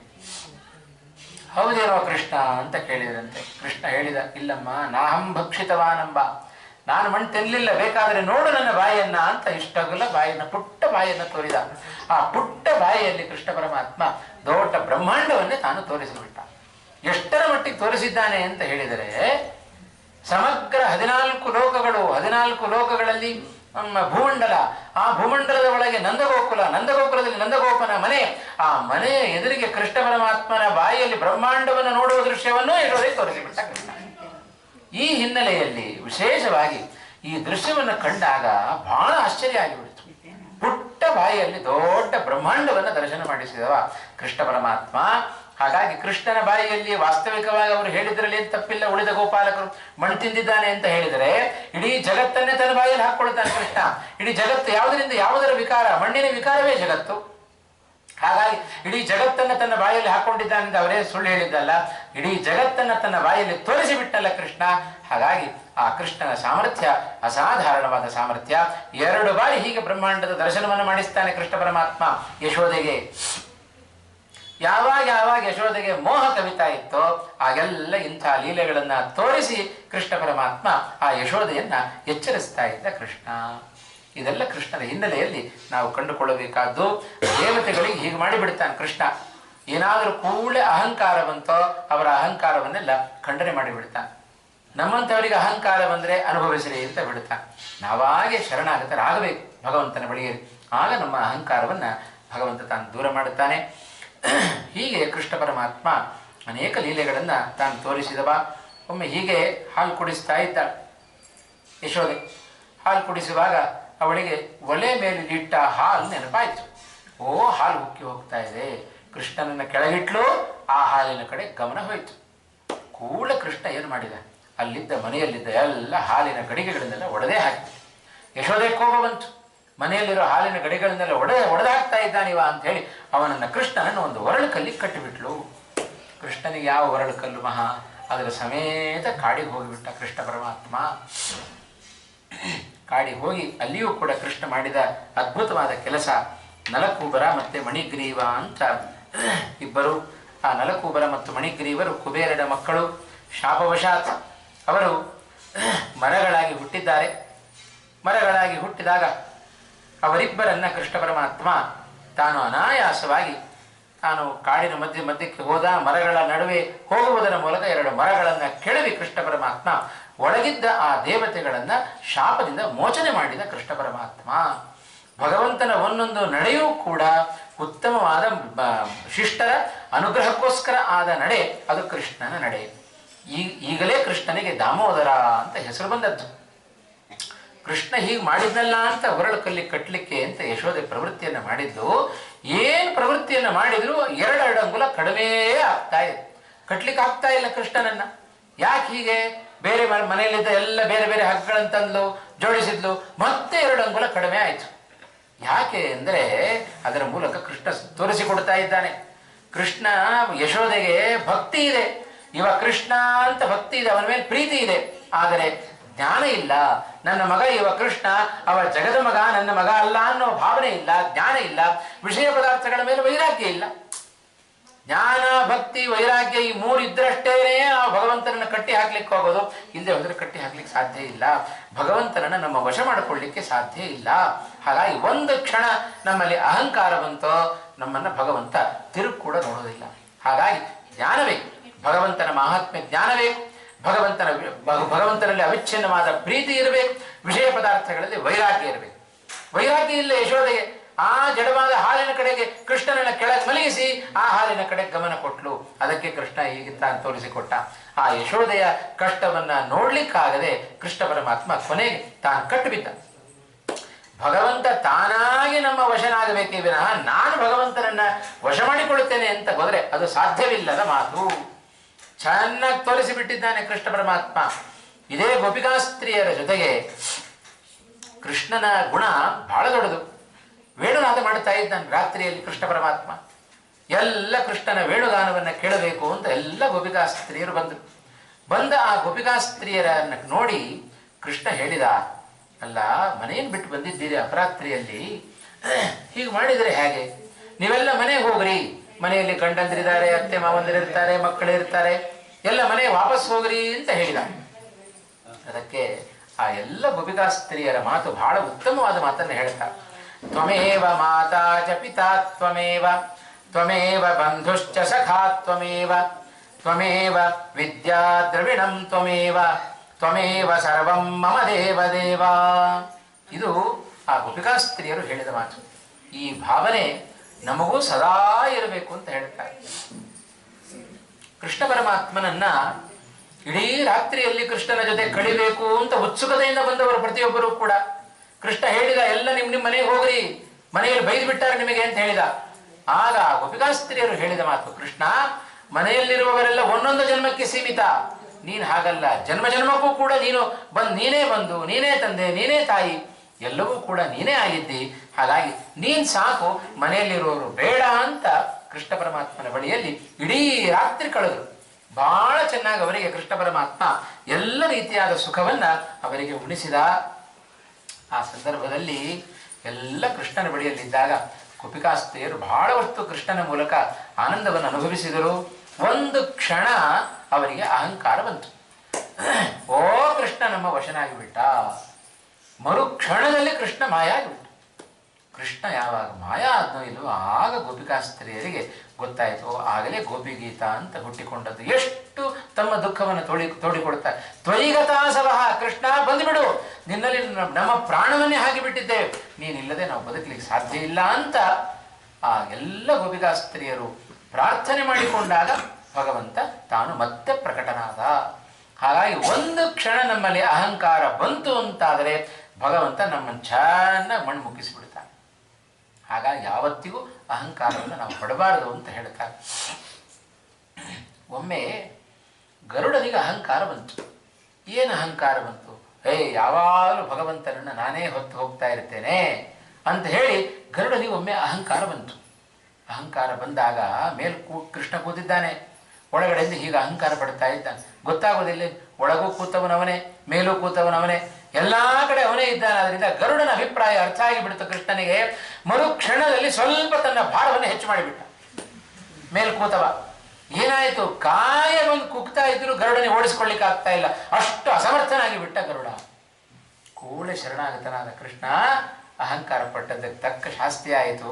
ಇಲ್ಲಪ್ಪ, ನೀನು ಭಾರವನ್ನು ಬಿಟ್ಟಿದ್ದೆ, ಅದಕ್ಕೋಸ್ಕರ ನಾನು ಹಿಡ್ಕೊಂಡಿದ್ದೇನೆ, ಅವರ ನನ್ನ ಕೈಲಿ ಏನಿದೆ? ಕೂಡಲೇ ಶರಣಾಗತನಾದ, ಮತ್ತೆ ಹಗುರನಾದ ಭಗವಂತ. ಎಷ್ಟು ಬೇಕಾದರೂ ಭಗವಂತನಿಗೆ ಭಾರನಾಗ್ಲಿಕ್ಕೆ ಗೊತ್ತು, ಎಷ್ಟು ಬೇಕಾದರೂ ಹಗುರನಾಗ್ಲಿಕ್ಕೆ ಗೊತ್ತು. ಈ ಮಕ್ಕಳನ್ನು ನಮ್ಮ ಮೇಲೆ ಕೂಡಿಸ್ಕೊಂಡು ಹೋಗ್ತಾ ಇರ್ತೇವೆ, ಮಕ್ಕಳ ಮೇಲೆ ನಾವು ಕೂಡುತ್ತೇವೋ ಇಲ್ಲೋ? ಅವರ ಮೇಲೆ ಕೂತು ನಾವು ಕೂಸುಮರಿ ಆಟ ಆಡುತ್ತೇವೋ ಇಲ್ಲ? ನಮ್ಮ ಅಷ್ಟು ಭಾರ ಬಿಟ್ಟುಬಿಟ್ರೆ ಮಕ್ಕಳ ಗತಿ ಏನಾದಿತ್ತು? ಅವರಿಗೆ ಎಷ್ಟು ತಡ್ಕೊಳ್ಳಿಕ್ಕೆ ಸಾಮರ್ಥ್ಯ, ಹೊಟ್ಟೆ ಭಾರವನ್ನು ಬಿಡ್ತೇವೋ ಇಲ್ಲ? ಹಾಗೆ ಭಗವಂತನೂ ಕೂಡ ನಮಗೆ ತಡ್ಕೊಳ್ಳಿಕ್ಕೆ ಆಗ ಎಷ್ಟು ಸಾಮರ್ಥ್ಯ ಉಂಟೋ ಅಷ್ಟೇ ಭಾರವನ್ನು ಬಿಡ್ತಾನೆ. ಅದು ಭಗವಂತನ ಸಾಮರ್ಥ್ಯ. ಹೀಗೆ ಭಗವಂತನ ಎದುರಿಗೆ ಸರ್ವಥಾ ನಾವು ಹಾಗೆಲ್ಲ ಅಹಂಕಾರವನ್ನು ತೋರಿಸಬಾರದು ಅಂತ ಹೇಳ್ತಾರೆ. ಭಗವಂತನ ಎದುರಿಗೆ, ಗುರುಗಳ ಎದುರಿಗೆ ಹೇಗಿರಬೇಕು ನಮ್ಮ ಪ್ರವೃತ್ತಿ? ಬಾಗು ತಲೆ ಅಂತ ಹೇಳ್ತಾರೆ. ಏನು ಅಹಂಕಾರದಿಂದ ಭಗವಂತನ ಎದುರಿಗೆ ನಿನ್ನ ತಲೆ ಎತ್ತಿ ನಿಂತಿ ಅಂತ ಹೇಳಿದ್ರೆ ಅವ ಬಗ್ಗಿಸಿ ಬಿಡ್ತಾನೆ. ಅವ ಬಗ್ಗಿಸಿದ ಅಂದರೆ ಮತ್ತೆ ಮೇಲೆ ಏಳ್ಲಿಕ್ಕೆ ಆಗದಂತೆ ಅವನೇ ನೋಡಿಕೊಳ್ತಾನೆ. ಮತ್ತೆ ಯಾವತ್ತೂ ನಮ್ಮ ತಲೆ ಮೇಲೆ ಏಳ್ಲಿಕ್ಕೆ ಸಾಧ್ಯ ಇಲ್ಲ. ಅದೇ ತಲೆ ತಗ್ಗಿಸಿ ನಿಂತರೆ ಗಲ್ಲ ಹಿಡಿದು ಅವ ಮೇಲೆ ಎತ್ತುತ್ತಾನೆ. ಅವ ಎತ್ತಿದ ಅಂದರೆ ಮತ್ತೊಮ್ಮೆ ತಲೆ ಕೆಳಗಾಗದಂತೆ ಭಗವಂತ ತಾನು ನೋಡಿಕೊಳ್ತಾನೆ. ಇದು ಭಗವಂತನ ಗುಣ. ಹಾಗಾಗಿ ಭಗವಂತನ ಎದುರಿಗೆ ಹೇಗಿರಬೇಕು? ಸರ್ವಸಮರ್ಥ ಜಗದೀಶ್ವರನಾಗಿದ್ದಾನೆ ಭಗವಂತ. ಹಾಗಿರಬೇಕಾದ್ರೆ ಸರ್ವಥಾ ಅಹಂಕಾರ ಸಲ್ಲದು. ಅಹಂಕಾರ ಬಂತೋ ನಮ್ಮ ಎಲ್ಲ ತಪಸ್ಸನ್ನು ಕಳ್ಕೊಂಡ್ಬಿಡ್ತೇವೆ. ಯಯಾತಿ ಭಾರಿ ಯಜ್ಞ ಯಾಗಾದಿಗಳನ್ನು ಮಾಡಿದವ ಸ್ವರ್ಗಕ್ಕೆ ಹೋದ. ದೇವೇಂದ್ರ ಕೇಳ್ತಾನೆ, ಇಲ್ಲಪ್ಪ, ಭೂಲೋಕದಲ್ಲಿ ಯಾರು ಅಂಥ ಪುಣ್ಯಾತ್ಮ ಯಾರು? ಯಜ್ಞ ಯಾಗಾದಿಗಳನ್ನು ಮಾಡಿ ಅನ್ನದಾನ ಮಾಡಿ ಪುಣ್ಯವನ್ನು ಸಂಪಾದನೆ ಮಾಡಿದ ವ್ಯಕ್ತಿ ಯಾರು ಅಂತ ಕೇಳಿದರೆ ಪಕ್ಕದಲ್ಲಿ ನಿಂತ ಯಯಾತಿ ಹೇಳ್ತಾನೆ, ಆ ಪುಣ್ಯಾತ್ಮ ನಾನಲ್ಲದೆ ಮತ್ಯಾರು ಅಂತಂದು ಬಿಟ್ಟ. ಕೂಡಲೇ ದಬ್ಬಿ ಬಿಟ್ಟ ದೇವೇಂದ್ರ ಸ್ವರ್ಗದಿಂದ. ಹೋಗು, ಇನ್ನೂ ನಿನಗೆ ಅಹಂಕಾರ ಹೋಗಿಲ್ಲ, ಅದರಿಂದ ಸ್ವರ್ಗದಲ್ಲಿ ಇರಲಿಕ್ಕೆ ಯೋಗ್ಯ ಅಲ್ಲ ನೀನು ಅಂತ ಅವನನ್ನು ಕೆಳಗಡೆ ಹಾಕಿಬಿಟ್ಟ ಅಂತ ಹೇಳುತ್ತೆ. ಯಯಾತಿಯಂಥ ರಾಜರಿಗೇನೆ ಇಂಥ ಅವಸ್ಥೆ ಅಂತ ಹೇಳಿದ್ರೆ ನಮ್ಮಂಥವರ ಪಾಡೇನಾದೀತು? ನಾವು ಕೆಳಗೆ ಹೋಗಿಬಿಡ್ತೇವೆ, ಭೂಮಿಗೆ ಬಿದ್ದ ನಾವು ಭೂಮಿಗಿಂತ ಕೆಳಗೆ ಹೋಗಿಬಿಡ್ತೇವೆ ಅಷ್ಟೇ. ಹಾಗಾಗಿ ಸರ್ವತಾ ಅಹಂಕಾರವನ್ನು ನಾವು ಪಡಬಾರದು. ಹಾಗಾಗಿ ಯಶೋದೆಗೆ ಕೂಡ ಇಂಥ ಅನೇಕ ಪ್ರಸಂಗಗಳಲ್ಲಿ ಪಾಠವನ್ನು ಕಲಿಸಿದ್ದನ್ನು ನಾವು ಕೇಳ್ತೇವೆ. ಆ ಗೋಪಿಕಾಸ್ತ್ರೀಯರು ಅಹಂಕಾರವನ್ನು ಪಟ್ಟದ್ದಕ್ಕೆ ಮರೆಯಾಗಿ ಬಿಟ್ಟ ಆ ಗೋಪಿಕಾಸ್ತ್ರೀಯರ ಬಳಿಯಲ್ಲಿ ಮತ್ತೆ ಪ್ರಕಟನಾದ. ಇಡೀ ರಾತ್ರಿ ಎಲ್ಲ ರೀತಿಯಾದ ಸುಖವನ್ನು ಆ ಗೋಪಿಕಾಸ್ತ್ರೀಯರಿಗೆ ತಾನು ಕೊಡ್ತಾ ಇದ್ದಾನೆ. ಬೆಳಗಾದ ಮೇಲೆ ಅವರಿಗೆಲ್ಲ ಎಚ್ಚರ ಆಯಿತು. ಯಾಕಂದರೆ ಮನೆಗೆ ಹೋಗಬೇಕಲ್ಲ. ಹಾಗಾಗಿ ರಾತ್ರಿ ಹೇಳಿದ ಕೃಷ್ಣ, ಎಲ್ಲ ಮನೆಗೆ ಹೋಗ್ರಿ ಅಂತ. ಆದರೆ ಏನು ಮಾಡೋದು? ಕೃಷ್ಣನನ್ನು ಬಿಟ್ಟು ಬರಲಿಕ್ಕೆ ಆಗಲಿಲ್ಲಲ್ಲ. ಈಗ ಬೆಳಗಾದ ಮೇಲೆ ಅವರಿಗೆಲ್ಲ ಆಲೋಚನೆ ಬಂತು, ಮನೆ ಕಡೆ ಹೋಗಬೇಕಲ್ಲ. ಎಲ್ಲ ಹೆದರ್ಕೊಂಡು ಬರ್ತಾ ಇದ್ದಾರೆ. ಎಲ್ಲಿ ಬೈದು ಬಿಡ್ತಾರೋ, ಮನೆಯಲ್ಲಿ ಅತ್ತೆ ಮಾವನೋ ಗಂಡನೋ ಎಲ್ಲಿ ಬೈದು ಬಿಡ್ತಾರೋ ಅಂತ ಹೆದರ್ಕೊಂಡು ಬರ್ತಾ ಇದ್ದಾರೆ ಪ್ರತಿಯೊಬ್ಬರು ಕೂಡ. ಆದರೆ ಮನೆಯಲ್ಲಿ ಯಾರೂ ಬೈಲಿಲ್ಲ.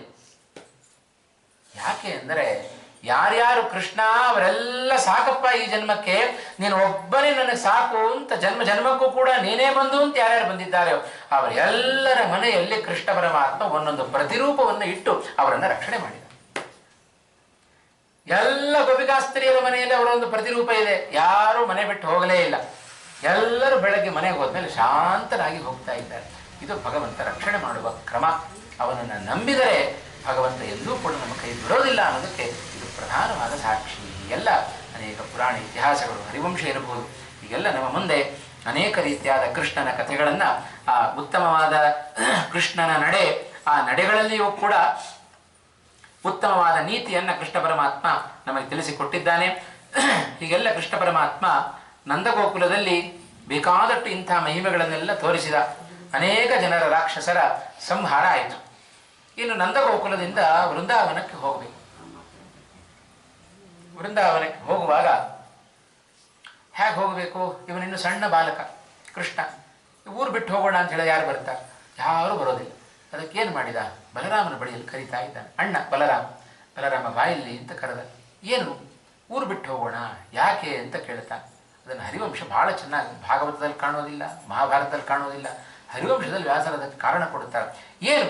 ನಂದಗೋಕುಲ ಬಿಟ್ಟು ಕೃಷ್ಣ ಪರಮಾತ್ಮ ವೃಂದಾವನಕ್ಕೆ ಹೋಗ್ಲಿಕ್ಕೆ ಯಾಕೆ ಇಚ್ಛೆ ಪಟ್ಟ ಅಂತ ಹೇಳಿದ್ರೆ, ಘೋಷೋಯಂ ನಗರಾಯತೆ. ಕೃಷ್ಣ ಹೇಳ್ತಾನೆ ಬಲರಾಮನ ಬಳಿಯಲ್ಲಿ, ಬಲರಾಮ, ಇದುವರೆಗೆ ಈ ನಂದಗೋಕುಲ ಹಳ್ಳಿಯಾಗಿತ್ತು, ಈಗ ಹಳ್ಳಿಯಾದ ಈ ನಂದಗೋಕುಲ ಪಟ್ಟಣವಾಗ್ತಾ ಇದೆ. ಏನಾಯ್ತು ಅದರ ಪರಿಣಾಮ ಅಂತ ಹೇಳಿದ್ರೆ, ಈಗ ನೋಡ್ರಿ ಎಲ್ಲಾದರೂ ಸಿಟಿಯಲ್ಲಿ ಗೋವುಗಳಿಗೆ ಒಂದು ತುತ್ತು ನಾವು ಗೋಗ್ರಾಸ ಹಾಕ್ಲಿಕ್ಕೆ, ಹುಲ್ಲು ಸಿಗೋದಿಲ್ಲ. ಎಷ್ಟೋ ಜನ ಹಸು ಕಟ್ಟದವರು ಒದ್ದಾಡ್ತಾ ಇದ್ದಾರೆ ಇವತ್ತು. ಏನು ಮಾಡೋದ್ರಿ, ಹಸುಗಳಿಗೆ ಮೇವೇ ಸಿಗ್ತಾ ಇಲ್ಲ ಅಂತ ಹೇಳ್ತಾ ಪಟ್ಟಣ ಆಗಿಬಿಟ್ರೆ ಎಲ್ಲ ಮರಗಳನ್ನು ಗಿಡಗಳನ್ನು ಕಡಿದು ಎಲ್ಲ ಅಪಾರ್ಟ್ಮೆಂಟ್ ಕಟ್ಟಿಬಿಟ್ರೆ ಎಲ್ಲಿಂದ ಬರಬೇಕು ಕಾಡು, ಎಲ್ಲಿಂದ ಗೋವುಗಳಿಗೆ ಮೇವು ಸಿಗಬೇಕು? ಹಾಗಾಗಿ ಬಲರಾಮ ಘೋಷೋಯಂ ನಗರಾಯತೆ, ಈ ಹಳ್ಳಿ ಈಗ ಪಟ್ಟಣ ಆಗ್ತಾ ಇದೆ. ಗಾವಹ ಸ್ವಚ್ಛಂದಚಾರಿಣ ಅಂತ ಹೇಳ್ತಾರೆ. ಹಸುಗಳು ಸ್ವಚ್ಛಂದವಾಗಿ ಸಂಚಾರ ಮಾಡ್ತಾರೆ. ಒಂದು ಕಡೆ ಕಟ್ಟಿ ಹಾಕಿಬಿಟ್ರೆ ಅದರಷ್ಟು ದುಃಖ ಹಸುಗಳಿಗೆ ಮತ್ತೊಂದಿಲ್ಲಂತೆ. ಹಾಗಾಗಿ ಹಸುಗಳಿಗೆ ಸರಿಯಾಗಿ ಮೇವು ಸಿಗ್ತಾ ಇಲ್ಲ. ಹಾಗಾಗಿ ನಾವು ಊರು ಬಿಟ್ಟು ಹೋಗೋಣ ನಡಿ ಅಂತ ಹೇಳಿದ. ಅದಕ್ಕೆ ಏನು ಮಾಡಬೇಕು? ಕೃಷ್ಣ ಒಂದು ಉಪಾಯವನ್ನು ಮಾಡ್ತಾನಂತೆ. ಬೃಂದಾವನ ಆ ವಿಷಯಕ್ಕೆ ಬೃಂದಾವನ ಬಹಳ ಪ್ರಶಸ್ತವಾಗಿದೆ. ಅಲ್ಲಿ ಹೋಗೋಣ, ಎಲ್ಲರನ್ನ ಗೋವುಗಳನ್ನ ಗೋಪಾಲಕರನ್ನ ಎಲ್ಲರನ್ನ ಕಟ್ಟಿಕೊಂಡು ನಾವಲ್ಲಿ ಹೋಗೋಣ ನಡಿ ಅಂತ ಹೇಳ್ತಾ ಇದ್ದಾನೆ. ಅದಕ್ಕೆ ಕೃಷ್ಣ ಒಂದು ಉಪಾಯ ಮಾಡಿದ. ಸಸರ್ಜ ರೋಮಕೂಪೇಭ್ಯ ವೃಕಾನ್ ವ್ಯಾಘ್ರ ಸಮಾನ್ ಬಲೆ, ಅನೇಕ ತೋಳಗಳನ್ನೆಲ್ಲ ಸೃಷ್ಟಿ ಮಾಡಿಬಿಟ್ಟ ಕೃಷ್ಣ ಪರಮಾತ್ಮ ತನ್ನ ರೋಮಕೂಪಗಳಿಂದ. ಎಲ್ಲ ನಮ್ಮ ಶರೀರದಲ್ಲಿ ರೋಮಗಳಿದ್ದಾವೆ. ಆ ಒಂದೊಂದು ನೋಡ್ರಿ, ಭಗವಂತನ ಒಂದೊಂದು ರೋಮಕ್ಕೂ ಸೃಷ್ಟಿ ಮಾಡುವ ತಾಕತ್ತಿದೆ. ಭಗವಂತನ ದೃಷ್ಟಿಗೆ ಸಾಮರ್ಥ್ಯ ಇದೆ. ಭಗವಂತನ ಪ್ರತಿಯೊಂದು ಅವಯವಗಳಿಗೆ ಎಲ್ಲ ಸಾಮರ್ಥ್ಯ ಇದೆ. ನಾವು ಕೇವಲ ಕಣ್ಣಿನಿಂದ ನೋಡ್ಲಿಕ್ಕೆ ಮಾತ್ರ ಸಾಧ್ಯ. ಭಗವಂತನ ಕಣ್ಣಿಂದ ಏನೇನೋ ಮಾಡಿಬಿಡ್ತಾನೆ. ನಮ್ಮ ಕಾಲಿನಿಂದ ನಡಿಲಿಕ್ಕೆ ಮಾತ್ರ ಸಾಧ್ಯ. ಆದರೆ ಭಗವಂತನ ಕಾಲು ಬೇಕಾದಷ್ಟು ಸಾಹಸದ ಕೆಲಸಗಳನ್ನೆಲ್ಲ ಮಾಡಿಬಿಡ್ತಾನೆ. ಹೀಗೆ ಭಗವಂತನ ಪ್ರತಿಯೊಂದು ಅವಯವಗಳಿಗೂ ಪ್ರತಿಯೊಂದು ಕೆಲಸವನ್ನು ಮಾಡುವ ತಾಕತ್ತಿದೆ. ಹಾಗಾಗಿ ಆ ಕೃಷ್ಣ ಪರಮಾತ್ಮ ಆ ಭಗವಂತನ ವಿಶೇಷವಾಗಿರ್ತಕ್ಕಂಥ ಲೀಲೆ, ಆ ಎಲ್ಲ ತೋಳಗಳನ್ನು ಭಗವಂತ ತನ್ನ ರೋಮಕೂಪಗಳಿಂದ ತಾನು ಸೃಷ್ಟಿ ಮಾಡಿದ. ಅದು ಎಂಥದ್ದದು? ವೃಕಾನ್ ವ್ಯಾಘ್ರ ಸಮಾನ್ ಬಲೆ, ಬಲವನ್ನು ನೋಡಿದರೆ ಒಂದೊಂದು ಕೂಡ ಹುಲಿಯಂತೆ ಇದ್ದಾವೆ ತೋಳಗಳು. ಬಹಳ ಚೆನ್ನಾಗಿ ಹೇಳುತ್ತಾರೆ ಭಾಗವತದಲ್ಲಿ ಹೇಳುವಾಗ. ಒಂದೊಂದು ತೋಳದಲ್ಲಿಯೂ ಕೂಡ ತೋಳಗಳು ಬಂದದ್ದೆಲ್ಲ ಏನು ಮಾಡಿದ್ವಂತೆ ಗೋಪಿಗ ಆ ನಂದಗೋಕುಲದಲ್ಲಿ ಸುಮ್ಮನೆ ಪ್ರವೇಶ ಮಾಡಿ ಅವುಗಳಿಗೆ ಹೆದರಿಕೆಯನ್ನು ಉಂಟು ಮಾಡಿ ಯಾರಿಗೇನು ಹಾನಿ ಮಾಡಲಿಲ್ಲ. ಯಾಕೆ ಗೊತ್ತೋ? ಆ ಪ್ರತಿಯೊಂದು ಎಷ್ಟು ತೋಳಗಳನ್ನು ಕೃಷ್ಣ ಪರಮಾತ್ಮ ತಾನು ಸೃಷ್ಟಿ ಮಾಡಿದ್ದಾನೆಯೋ ಆ ಎಲ್ಲ ತೋಳಗಳಲ್ಲಿ ಶ್ರೀವತ್ಸ ಚಿಹ್ನೆ ಕಾಣಿಸ್ತಾ ಇದೆ. ಹಾಗಾಗಿ ಕೃಷ್ಣನಿಂದ ಸೃಷ್ಟವಾದ ಎಲ್ಲ ತೋಳಗಳು ಕೂಡ ಕೃಷ್ಣನ ಅವತಾರಗಳೇ. ಎಂದಾದರೂ ತನ್ನ ಭಕ್ತರಿಗೆ ಭಗವಂತ ಅನ್ಯಾಯ ಮಾಡಿದ್ದುಂಟೇನೋ? ಹಾಗಾಗಿ ಏನು ತನ್ನ ಕೆಲಸವನ್ನು ಸಾಧಿಸಬೇಕು ಅಷ್ಟನ್ನು ಮಾತ್ರ ಮಾಡಿದ ಕೃಷ್ಣ. ಎಲ್ಲರೂ ಹೆದರಿಕೆಯಿಂದ ಊಡ್ಬಿಟ್ಟು ಹೋಗ್ಬೇಕು ಅಷ್ಟನ್ನು ಮಾಡಿದ. ಯಾರಿಗೂ ಕಚ್ಚಲಿಲ್ಲ, ಏನೂ ಮಾಡಲಿಲ್ಲ, ತೊಂದರೆ ಕೊಡಲಿಲ್ಲ. ಯಾಕೆಂದ್ರೆ ಅಷ್ಟೂ ತೋಳಗಳು ಕೂಡ ಅದೆಲ್ಲ ಭಗವಂತನ ರೂಪಗಳೇ. ಯಾಕೆಂದ್ರೆ ಭಗವಂತನ ಅಸಾಧಾರಣವಾದ ಚಿಹ್ನೆ ಅದು, ಶ್ರೀವತ್ಸ ಚಿಹ್ನೆ. ಅದನ್ನು ತೋರ್ತಾ ಇದ್ದಾವೆ ಎಲ್ಲ ತೋಳಗಳಲ್ಲಿ. ಹಾಗಾಗಿ ಕೃಷ್ಣ ಹೀಗೆ ಹೆದರಿಸುವುದರ ಮೂಲಕ ಬೃಂದಾವನಕ್ಕೆ ತಾನು ಪ್ರವೇಶವನ್ನು ಮಾಡುತ್ತಾ ಇದ್ದಾನೆ. ಯಾಕೆ ಅಂದರೆ ಅಲ್ಲಿಯೂ ಒಂದಿಷ್ಟು ಸಾಹಸದ ಕೆಲಸಗಳನ್ನು ಮಾಡಬೇಕು. ಅಲ್ಲಿ ಹೋಗಿಯೂ ಮತ್ತೊಂದಿಷ್ಟು ಕೆಲಸವನ್ನು ಮಾಡಲಿಕ್ಕಿದೆ. ಕೃಷ್ಣ ಬೃಂದಾವನವನ್ನು ಪ್ರವೇಶ ಮಾಡುತ್ತಾ ಇದ್ದಾನೆ. ಬೃಂದಾವನ ಪ್ರವೇಶ ಆಯಿತು. ಅಲ್ಲಿ ಕೃಷ್ಣ ಪರಮಾತ್ಮ ಮಾಡಿದ ಪ್ರಧಾನವಾದ ಕೆಲಸ ಅಂತ ಹೇಳಿದ್ರೆ ಮೊಟ್ಟ ಮೊದಲನೆಯ ಕೆಲಸ ಅಲ್ಲಿ ಕಾಲಿಯ ನಾಗನನ್ನ ನಿಗ್ರಹ ಮಾಡಿತ್ತು. ಆ ಎಲ್ಲ ಯಮುನಾ ತೀರವನ್ನ ಉದ್ಧಾರ ಮಾಡಿದ. ಕೃಷ್ಣ ಪರಮಾತ್ಮ ಬಹಳ ಪರಿಸರ ಪ್ರೇಮಿ. ಪರಿಸರ ನಿರ್ಮಲವಾಗಿರಬೇಕು ಪರಿಸರ ಅಂತ ಕೃಷ್ಣನೂ ಬಯಸ್ತಾನಂತೆ. ಹಾಗಾಗಿ ಆ ವೃಕ್ಷದ ಸಮೀಪಕ್ಕೆ ಆ ಯಮುನಾ ತೀರಕ್ಕೆ ತಾನು ಹೋಗ್ತಾ ಇದ್ದಾನೆ. ಆ ಕಾಲಿಯ ನಾಗ ಆ ತನ್ನ ಪರಿವಾರದ ಜೊತೆಗೆ ಅಲ್ಲಿ ಸೇರ್ಕೊಂಡ್ಬಿಟ್ಟಿದ್ದಾನೆ. ಸೇರ್ಕೊಂಡು ಇಡೀ ಆ ಯಮುನೆಯ ನೀರನ್ನ ಜೊತೆಗೆ ಆ ಯಮುನೆಯ ಪರಿಸರವನ್ನ ಎಲ್ಲವನ್ನ ವಿಷಮಯವಾಗಿ ಮಾಡಿಬಿಟ್ಟ. ಒಂದೇ ಒಂದು ಮರ ಬೆಳೀತಾ ಇಲ್ಲ, ನೀರನ್ನು ಕುಡಿದ ವ್ಯಕ್ತಿಗಳು, ಗೋವುಗಳು, ಬ್ರಾಹ್ಮಣರು, ಗೋಪಿಕಾಸ್ತಿರು ಅವರು ಬದುಕ್ತಾ ಇಲ್ಲ. ಹೀಗಾಗಿ ಏನಾದರೂ ಮಾಡಿ ಈ ಯಮುನೆಯನ್ನು ಉದ್ಧಾರ ಮಾಡಬೇಕು ಅಂತ ಹೇಳಿ ಚೆಂಡು ತರುವ ನೆಪದಿ ಹಾರಿಬಿಟ್ಟ ಆ ಯಮುನೆಯ ಮಡುವಿಗೆ. ತಾನು ಗೋಪಾಲಕರ ಜೊತೆಗೆ ಹೋಗಿದ್ದಾನೆ ಆಟ ಆಡುವ ನೆಪ. ಬಲರಾಮನನ್ನು ಮನೆಯಲ್ಲೇ ಬಿಟ್ಟು ಹೋದ. ನೀನು ಇಲ್ಲೇ ಇರು ಅಂತ ಹೇಳಿ ಬಲರಾಮನನ್ನು ಬಿಟ್ಟು ಹೋದ. ಯಾಕೆಂದ್ರೆ ಮುಂದೆ ಕೆಲಸಕ್ಕೆ ಬರುತ್ತೆ. ಕೃಷ್ಣನ ಸರ್ವಜ್ಞತ್ವ ಕೆಲಸ ಮಾಡುತ್ತಾ ಇದೆ. ಬಲರಾಮನನ್ನು ಇಲ್ಲಿಯೇ ಬಿಟ್ಟ. ಎಲ್ಲ ಗೋಪಾಲಕರ ಜೊತೆಗೆ ತಾನು ಚೆಂಡನ್ನು ತರುವ ನೆಪದಿಂದ ಚೆಂಡನ್ನ ನದಿಗೆ ಬಿತ್ತು ಅಂತ ಹೇಳಿ ತಾನು ಒಂದು ಮರದಿಂದ ಹಾರಿಯೇ ಬಿಟ್ಟ. ಆ ಯಮುನಾ ನದಿಯ ಮಡುವಿಗೆ ಹೋಗ್ತಾ ಇದ್ದಾನೆ. ಒಳಗಡೆ 5 ಹೆಡೆಗಳ ಕಾಲಿಯ ನಾಗ ಕೂತಿದ್ದಾನೆ. ಕೃಷ್ಣ ಬಂದದ್ದು ತಾನು ತನ್ನ ಹೆಡೆಯಿಂದ ಚೆನ್ನಾಗಿ ಸುತ್ತಾಕೊಂಡ್ಬಿಟ್ಟ ಆ ಕಾಲಿಯ ನಾಗ. ಕೃಷ್ಣನಿಗೆ ಯಾವ ಬಂಧನ? ಇಡೀ ಜಗತ್ತಿನ ಸಂಸಾರ ಬಂಧನವನ್ನೇ ಮೋಚನಗೊಳಿಸುವ ಕೃಷ್ಣನಿಗೆ ಈ ಸರ್ಪದ ಬಂಧನ ಏನು ಲೆಕ್ಕಕ್ಕಿಲ್ಲ. ಕೃಷ್ಣ ಪರಮಾತ್ಮ ಅನಾಯಾಸವಾಗಿ ಆ ಬಂಧನದಿಂದ ತಾನು ಬಿಡಿಸಿಕೊಂಡು ಆ ಕಾಲಿಯ ನಾಗನ ಮೇಲೆ ನರ್ತನವನ್ನೇ ಮಾಡಲಿಕ್ಕೆ ಪ್ರಾರಂಭ ಮಾಡಿದ್ದಾನಂತೆ. ಆ ಕೃಷ್ಣನ ನರ್ತನ, ಕಾಲಿಯನ ಶರಣಾಗತಿ ಬಹಳ ಚೆನ್ನಾಗಿ ಹೇಳುವಾಗ ತಚ್ಛ್ರುತ್ವಾ ರೋಹಿಣೇ ಯಸ್ಯ ವಾಕ್ಯಂ ಸಂಜ್ಞಾ ಸಮೀರಿತಂ ವಿಕ್ರಮ್ಯ ಸ್ಫೋಟಯದ್ಬಾಹೋ ಭಿತ್ವಾ ತನ್ನಗಬಂಧನಂ. ಕೃಷ್ಣ ಯಾವಾಗ ನದಿಗೆ ಹಾರಿದನೋ ಕೂಡಲೇ ಮನೆಗೆ ಸುದ್ದಿ ಬಿತ್ತು. ಎಲ್ಲರೂ ಓಡಿ ಬರ್ತಾ ಇದ್ದಾರೆ. ಅಯ್ಯೋ ಕೃಷ್ಣ ಯಮುನೆಗೆ ಹಾರಿಬಿಟ್ಟಂತೆ.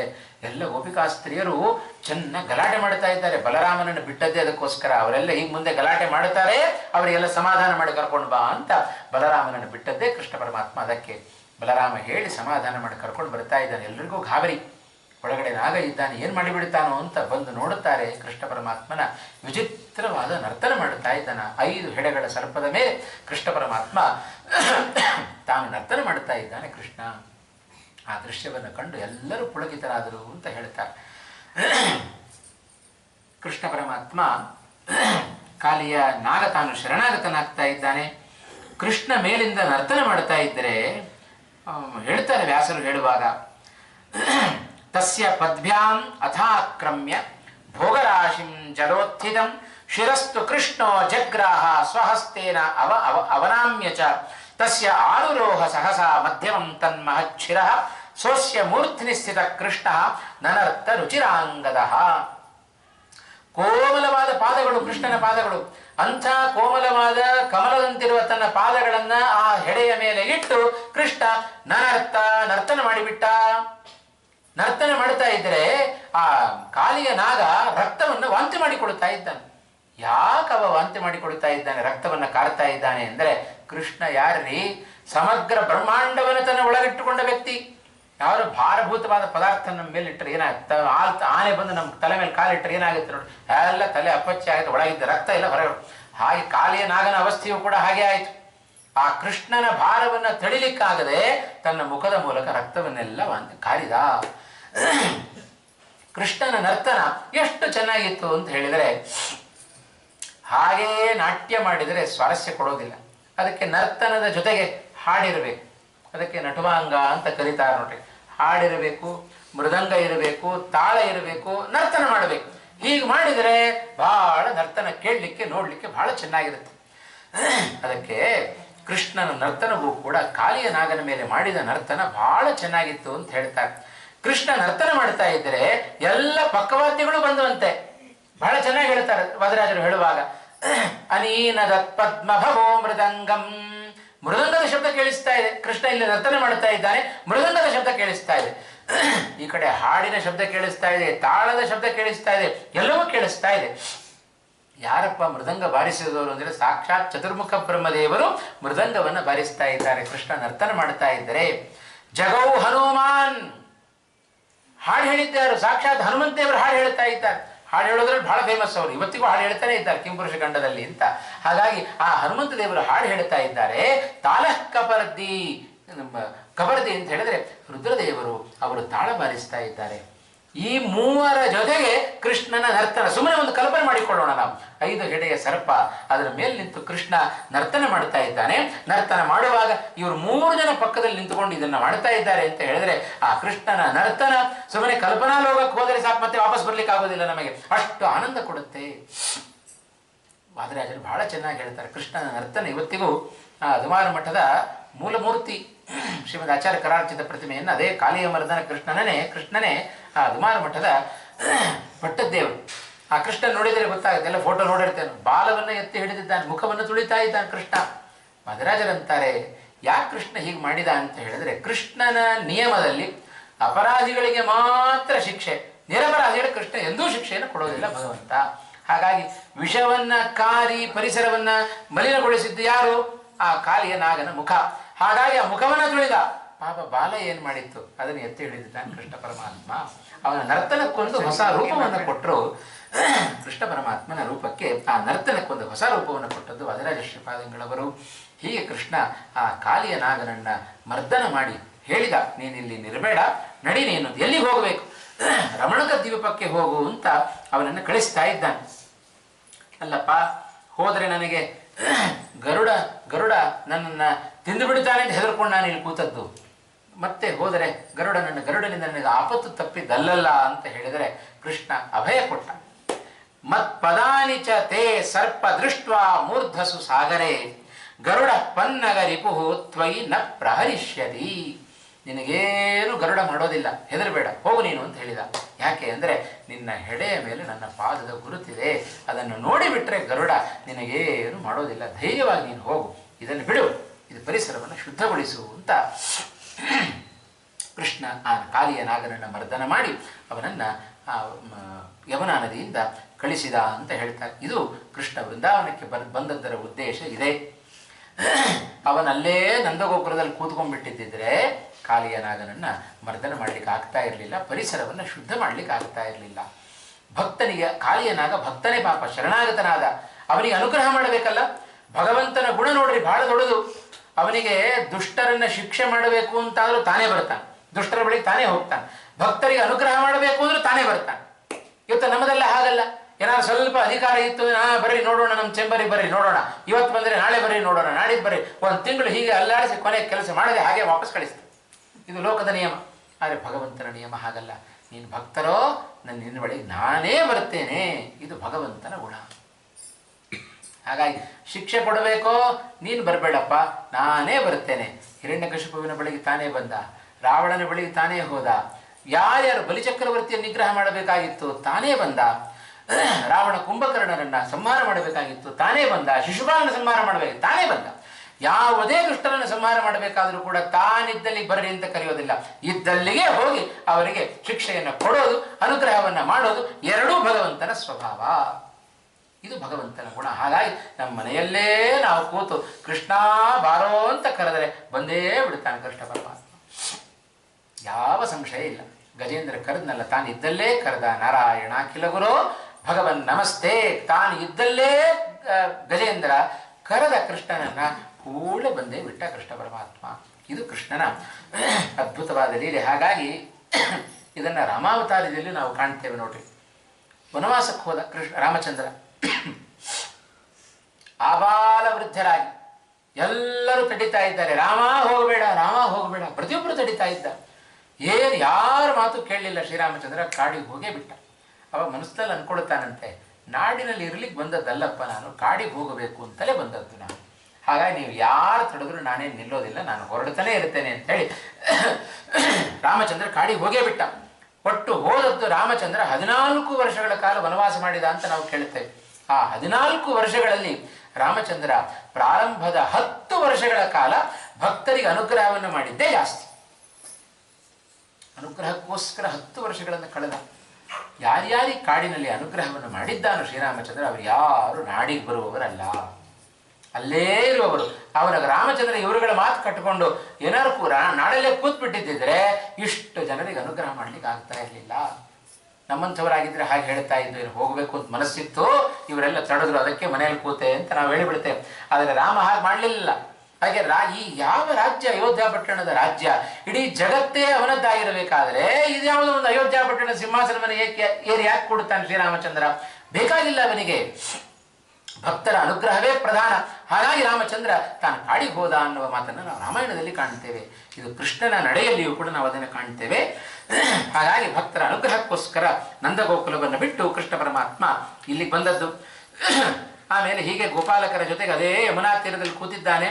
ರಾತ್ರಿಯಲ್ಲಿ ಇದ್ದಕ್ಕಿದ್ದ ಹಾಗೆ ಕಾಡ್ಗಿಚ್ಚು ಬಂತು. ಕಾಡ್ಗಿಚ್ಚು ಬಂದಾಗ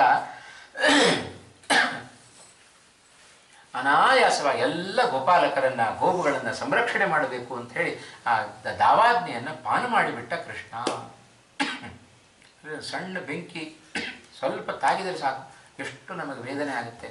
ಅಂಥದ್ರಲ್ಲಿ ಕಾಡ್ಗಿಚ್ಚನ್ನೇ ಪಾನ ಮಾಡಿಬಿಟ್ಟ ಕೃಷ್ಣ ಅಂತ ಹೇಳಿದರೆ ಏನು ಆಶ್ಚರ್ಯ, ಏನು ಆಶ್ಚರ್ಯ ಪಡಬೇಡ್ರಪ್ಪ.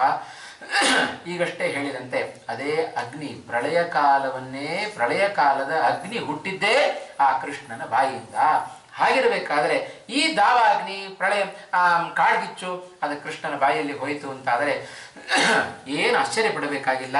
ಹೀಗೆ ಆ ದಾವಾಗ್ನಿಯನ್ನು ತಾನು ಪಾನ ಮಾಡುವುದರ ಮೂಲಕ ಎಲ್ಲರನ್ನ ಸಂರಕ್ಷಣೆ ಮಾಡಿದ ಕೃಷ್ಣ ಪರಮಾತ್ಮ. ಇನ್ನೊಂದು, ಕೃಷ್ಣ ತಾನು ಮಾತ್ರ ಮಾಡಿದ್ದಲ್ಲ, ಬಲರಾಮನ ಕೈಯಲ್ಲೂ ಮಾಡಿಸಿದ ಕೆಲವೊಂದು ಕೆಲಸಗಳನ್ನು. ಒಬ್ಬ ಧೇನುಕಾಸುರ ಅಂತ ಒಬ್ಬ ಬಂದಿದ್ದಾನೆ. ಆ ಧೇನುಕಾಸುರ ತಾನು ಬರುವಾಗ ಸುಮ್ಮನೆ ಹಾಗೆ ಬರಲಿಲ್ಲ. ತಾನು ಬರುವಾಗ ಆ ಧೇನುಕಾಸುರ ಇವರೆಲ್ಲ ಒಂದೊಂದು ಆಟವನ್ನು ಆಡ್ತಾ ಇದ್ದಾರೆ. ಆ ಧೇನುಕಾಸುರನ ಸಂಹಾರ ಮಾಡಿಸಿದ ಕೃಷ್ಣ ಪರಮಾತ್ಮ. ಎಲ್ಲ ಗೋಪಾಲಕರು ಹಣ್ಣು ಬೇಕು ಅಂತ ಕೇಳಿದರು. ಹಣ್ಣು ಒಬ್ಬನ ತೋಟದಲ್ಲಿದೆ, ಅದಕ್ಕೆ ಕಾವಲು ಕಾಯ್ತಾ ಇದ್ದದ್ದೇ ಈ ಧೇನುಕಾಸುರ. ಹಣ್ಣನ್ನು ಹೋಗಿ ಇವರೆಲ್ಲ ಮರದಿಂದ ಕೆಡವಿದಾಗ ಆ ಧೇನುಕಾಸುರ ಬಂದ. ಆ ಧೇನುಕಾಸುರನನ್ನು ಅನಾಯಾಸವಾಗಿ ಬಲರಾಮನ ಕೈಯಲ್ಲಿ ಸಂಹಾರ ಮಾಡಿಸ್ತಾನೆ ಕೃಷ್ಣ ಪರಮಾತ್ಮ. ಹಾಗೆ ಧೇನುಕಾಸುರನ ಭಂಜನ ಆದದ್ದು ಬಲರಾಮನಿಂದ ತಾನು ಮಾಡಿಸಿದ. ತಾನು ಮಾಡಿಸಿದರೂ ಕೂಡ ಧೇನುಕಾಸುರ ಭಂಜನ ಅಂತ ಕೃಷ್ಣನಿಗೆ ಹೆಸರು ಬಂತು. ಮಾಡಿದ್ದು ಧೇನುಕಾಸುರನ ಸಂಹಾರವನ್ನು ಬಲರಾಮ, ಹೆಸರು ಮಾತ್ರ ಕೃಷ್ಣನಿಗೆ. ಇದು ಯಾವ ನ್ಯಾಯ ರೀ? ನಾನು ಕಷ್ಟಪಟ್ಟು ಕೆಲಸ ಮಾಡಿ ಮತ್ತೊಬ್ಬರು ಹೆಸರು ಹಾಕ್ಕೊಂಡ್ರೆ ಹೇಗಿರಬೇಡ ನೋಡ್ರಿ. ಆದರೆ ಯಾಕೆ ಅಂತ ಹೇಳಿದ್ರೆ ಇದರಲ್ಲಿ ಯಾವ ತಪ್ಪು ಇಲ್ಲ.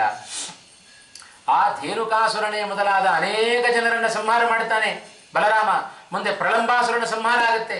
ಆ ಪ್ರಳಂಬಾಸುರ ಅವ ಬಂದದ್ದು ಗೋಪಾಲಕನ ವೇಷವನ್ನು ತೊಟ್ಟೆ ಬಂದಿದ್ದಾನೆ. ಇವರೆಲ್ಲ ಗೋಪಾಲಕರು ಆಡ್ತಾ ಇದ್ದಾರೆ.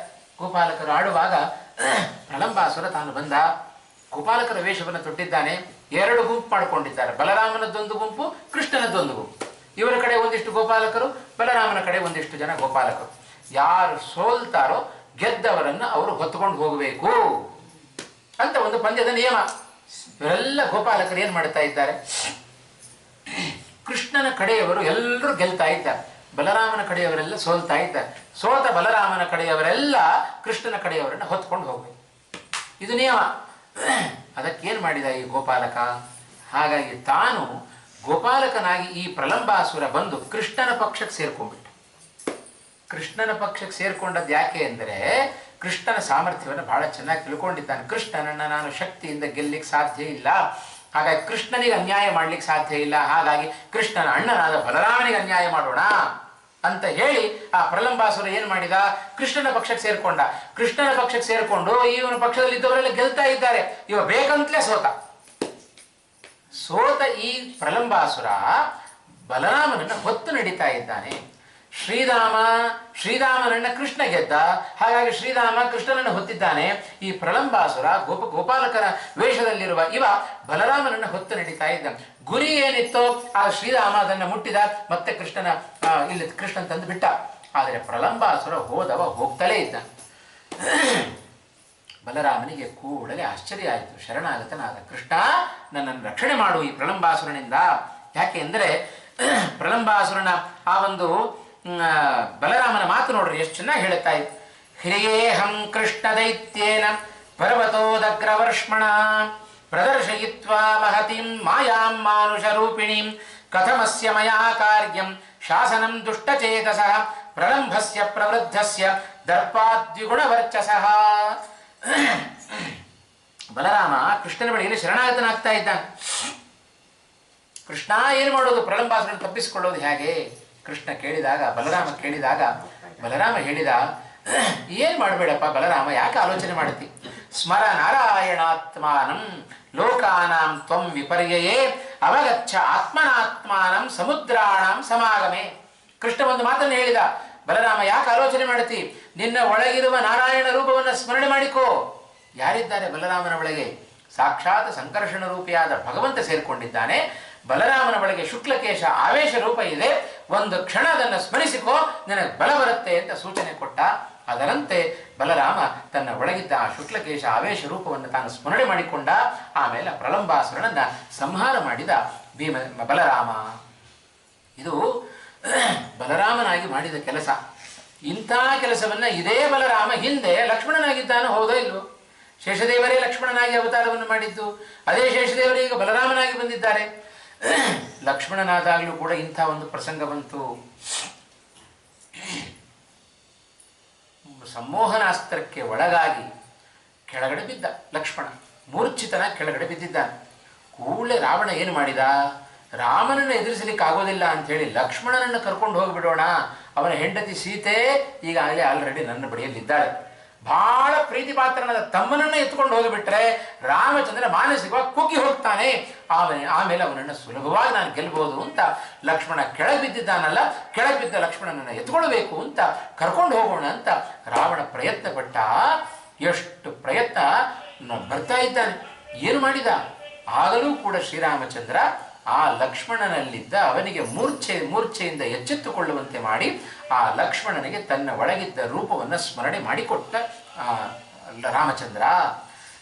ಅದರ ಪರಿಣಾಮ ಏನಾಯಿತು ಗೊತ್ತೋ? ಲಕ್ಷ್ಮಣನನ್ನು ಎತ್ತಬೇಕು ಅಂತ ರಾವಣ ತಾನು ಹೋಗ್ತಾ ಇದ್ದಾನೆ. ಹೋಗುವಾಗ ಇಡೀ ಲಕ್ಷ್ಮಣ ಬರಲಿಲ್ಲ. ಇಡೀ ಸಮುದ್ರ ಅಲುಗಾಡಿ ಹೋಯಿತು, ಪರ್ವತಗಳ ಸಹಿತವಾಗಿ ಭೂಮಂಡಲ ಅಲುಗಾಡ್ತಾ ಇದೆ, ಲಕ್ಷ್ಮಣ ಮಾತ್ರ ಮೇಲೆ ಹೇಳುತ್ತಾ ಇಲ್ಲ. ಇದು ಶೇಷದೇವರ ಸಾಮರ್ಥ್ಯ. ಶೇಷದೇವರೇನು ಕಡಿಮೆ, ಸಮಗ್ರ ಭೂಮಂಡಲ ಸರ್ಷಪಾಯತೆ ಅಂತಂದ್ರು ಶ್ರೀಮದಾಚಾರ್ಯ ಹೇಳುವಾಗ. ಇಡೀ ಸಮಗ್ರ ಭೂಮಂಡಲ 1000 ಹೆಡೆಗಳನ್ನು ಹೊಂದಿದ ಆ ಶೇಷದೇವರ ಮೇಲೆ ಸಣ್ಣ ಸಾಸಿವೆ ಕಾಳಿನಷ್ಟು ಕಾಣುತ್ತಂತೆ. ಇದು ಶೇಷದೇವರ ಸಾಮರ್ಥ್ಯ. ಅಂತಹ ಶೇಷದೇವರನ್ನ ಮೂಲ ರೂಪದ ಸ್ಮರಣೆಯನ್ನು ತಂದುಕೊಟ್ಟು ಲಕ್ಷ್ಮಣನನ್ನು ಉಳಿಸಿದ ಶ್ರೀರಾಮಚಂದ್ರ.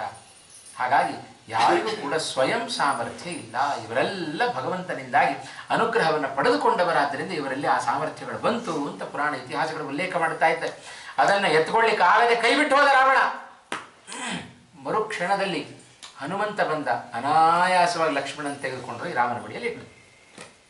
ವಾಯುದೇವರ ಸಾಮರ್ಥ್ಯ ಹೇಗಿದೆ, ದುಷ್ಟನಾದ ರಾವಣನ ಸಾಮರ್ಥ್ಯ ಹೇಗಿದೆ ಎನ್ನುವುದನ್ನು ನಾವು ಅರ್ಥ ಮಾಡಿಕೊಳ್ಳಬೇಕು.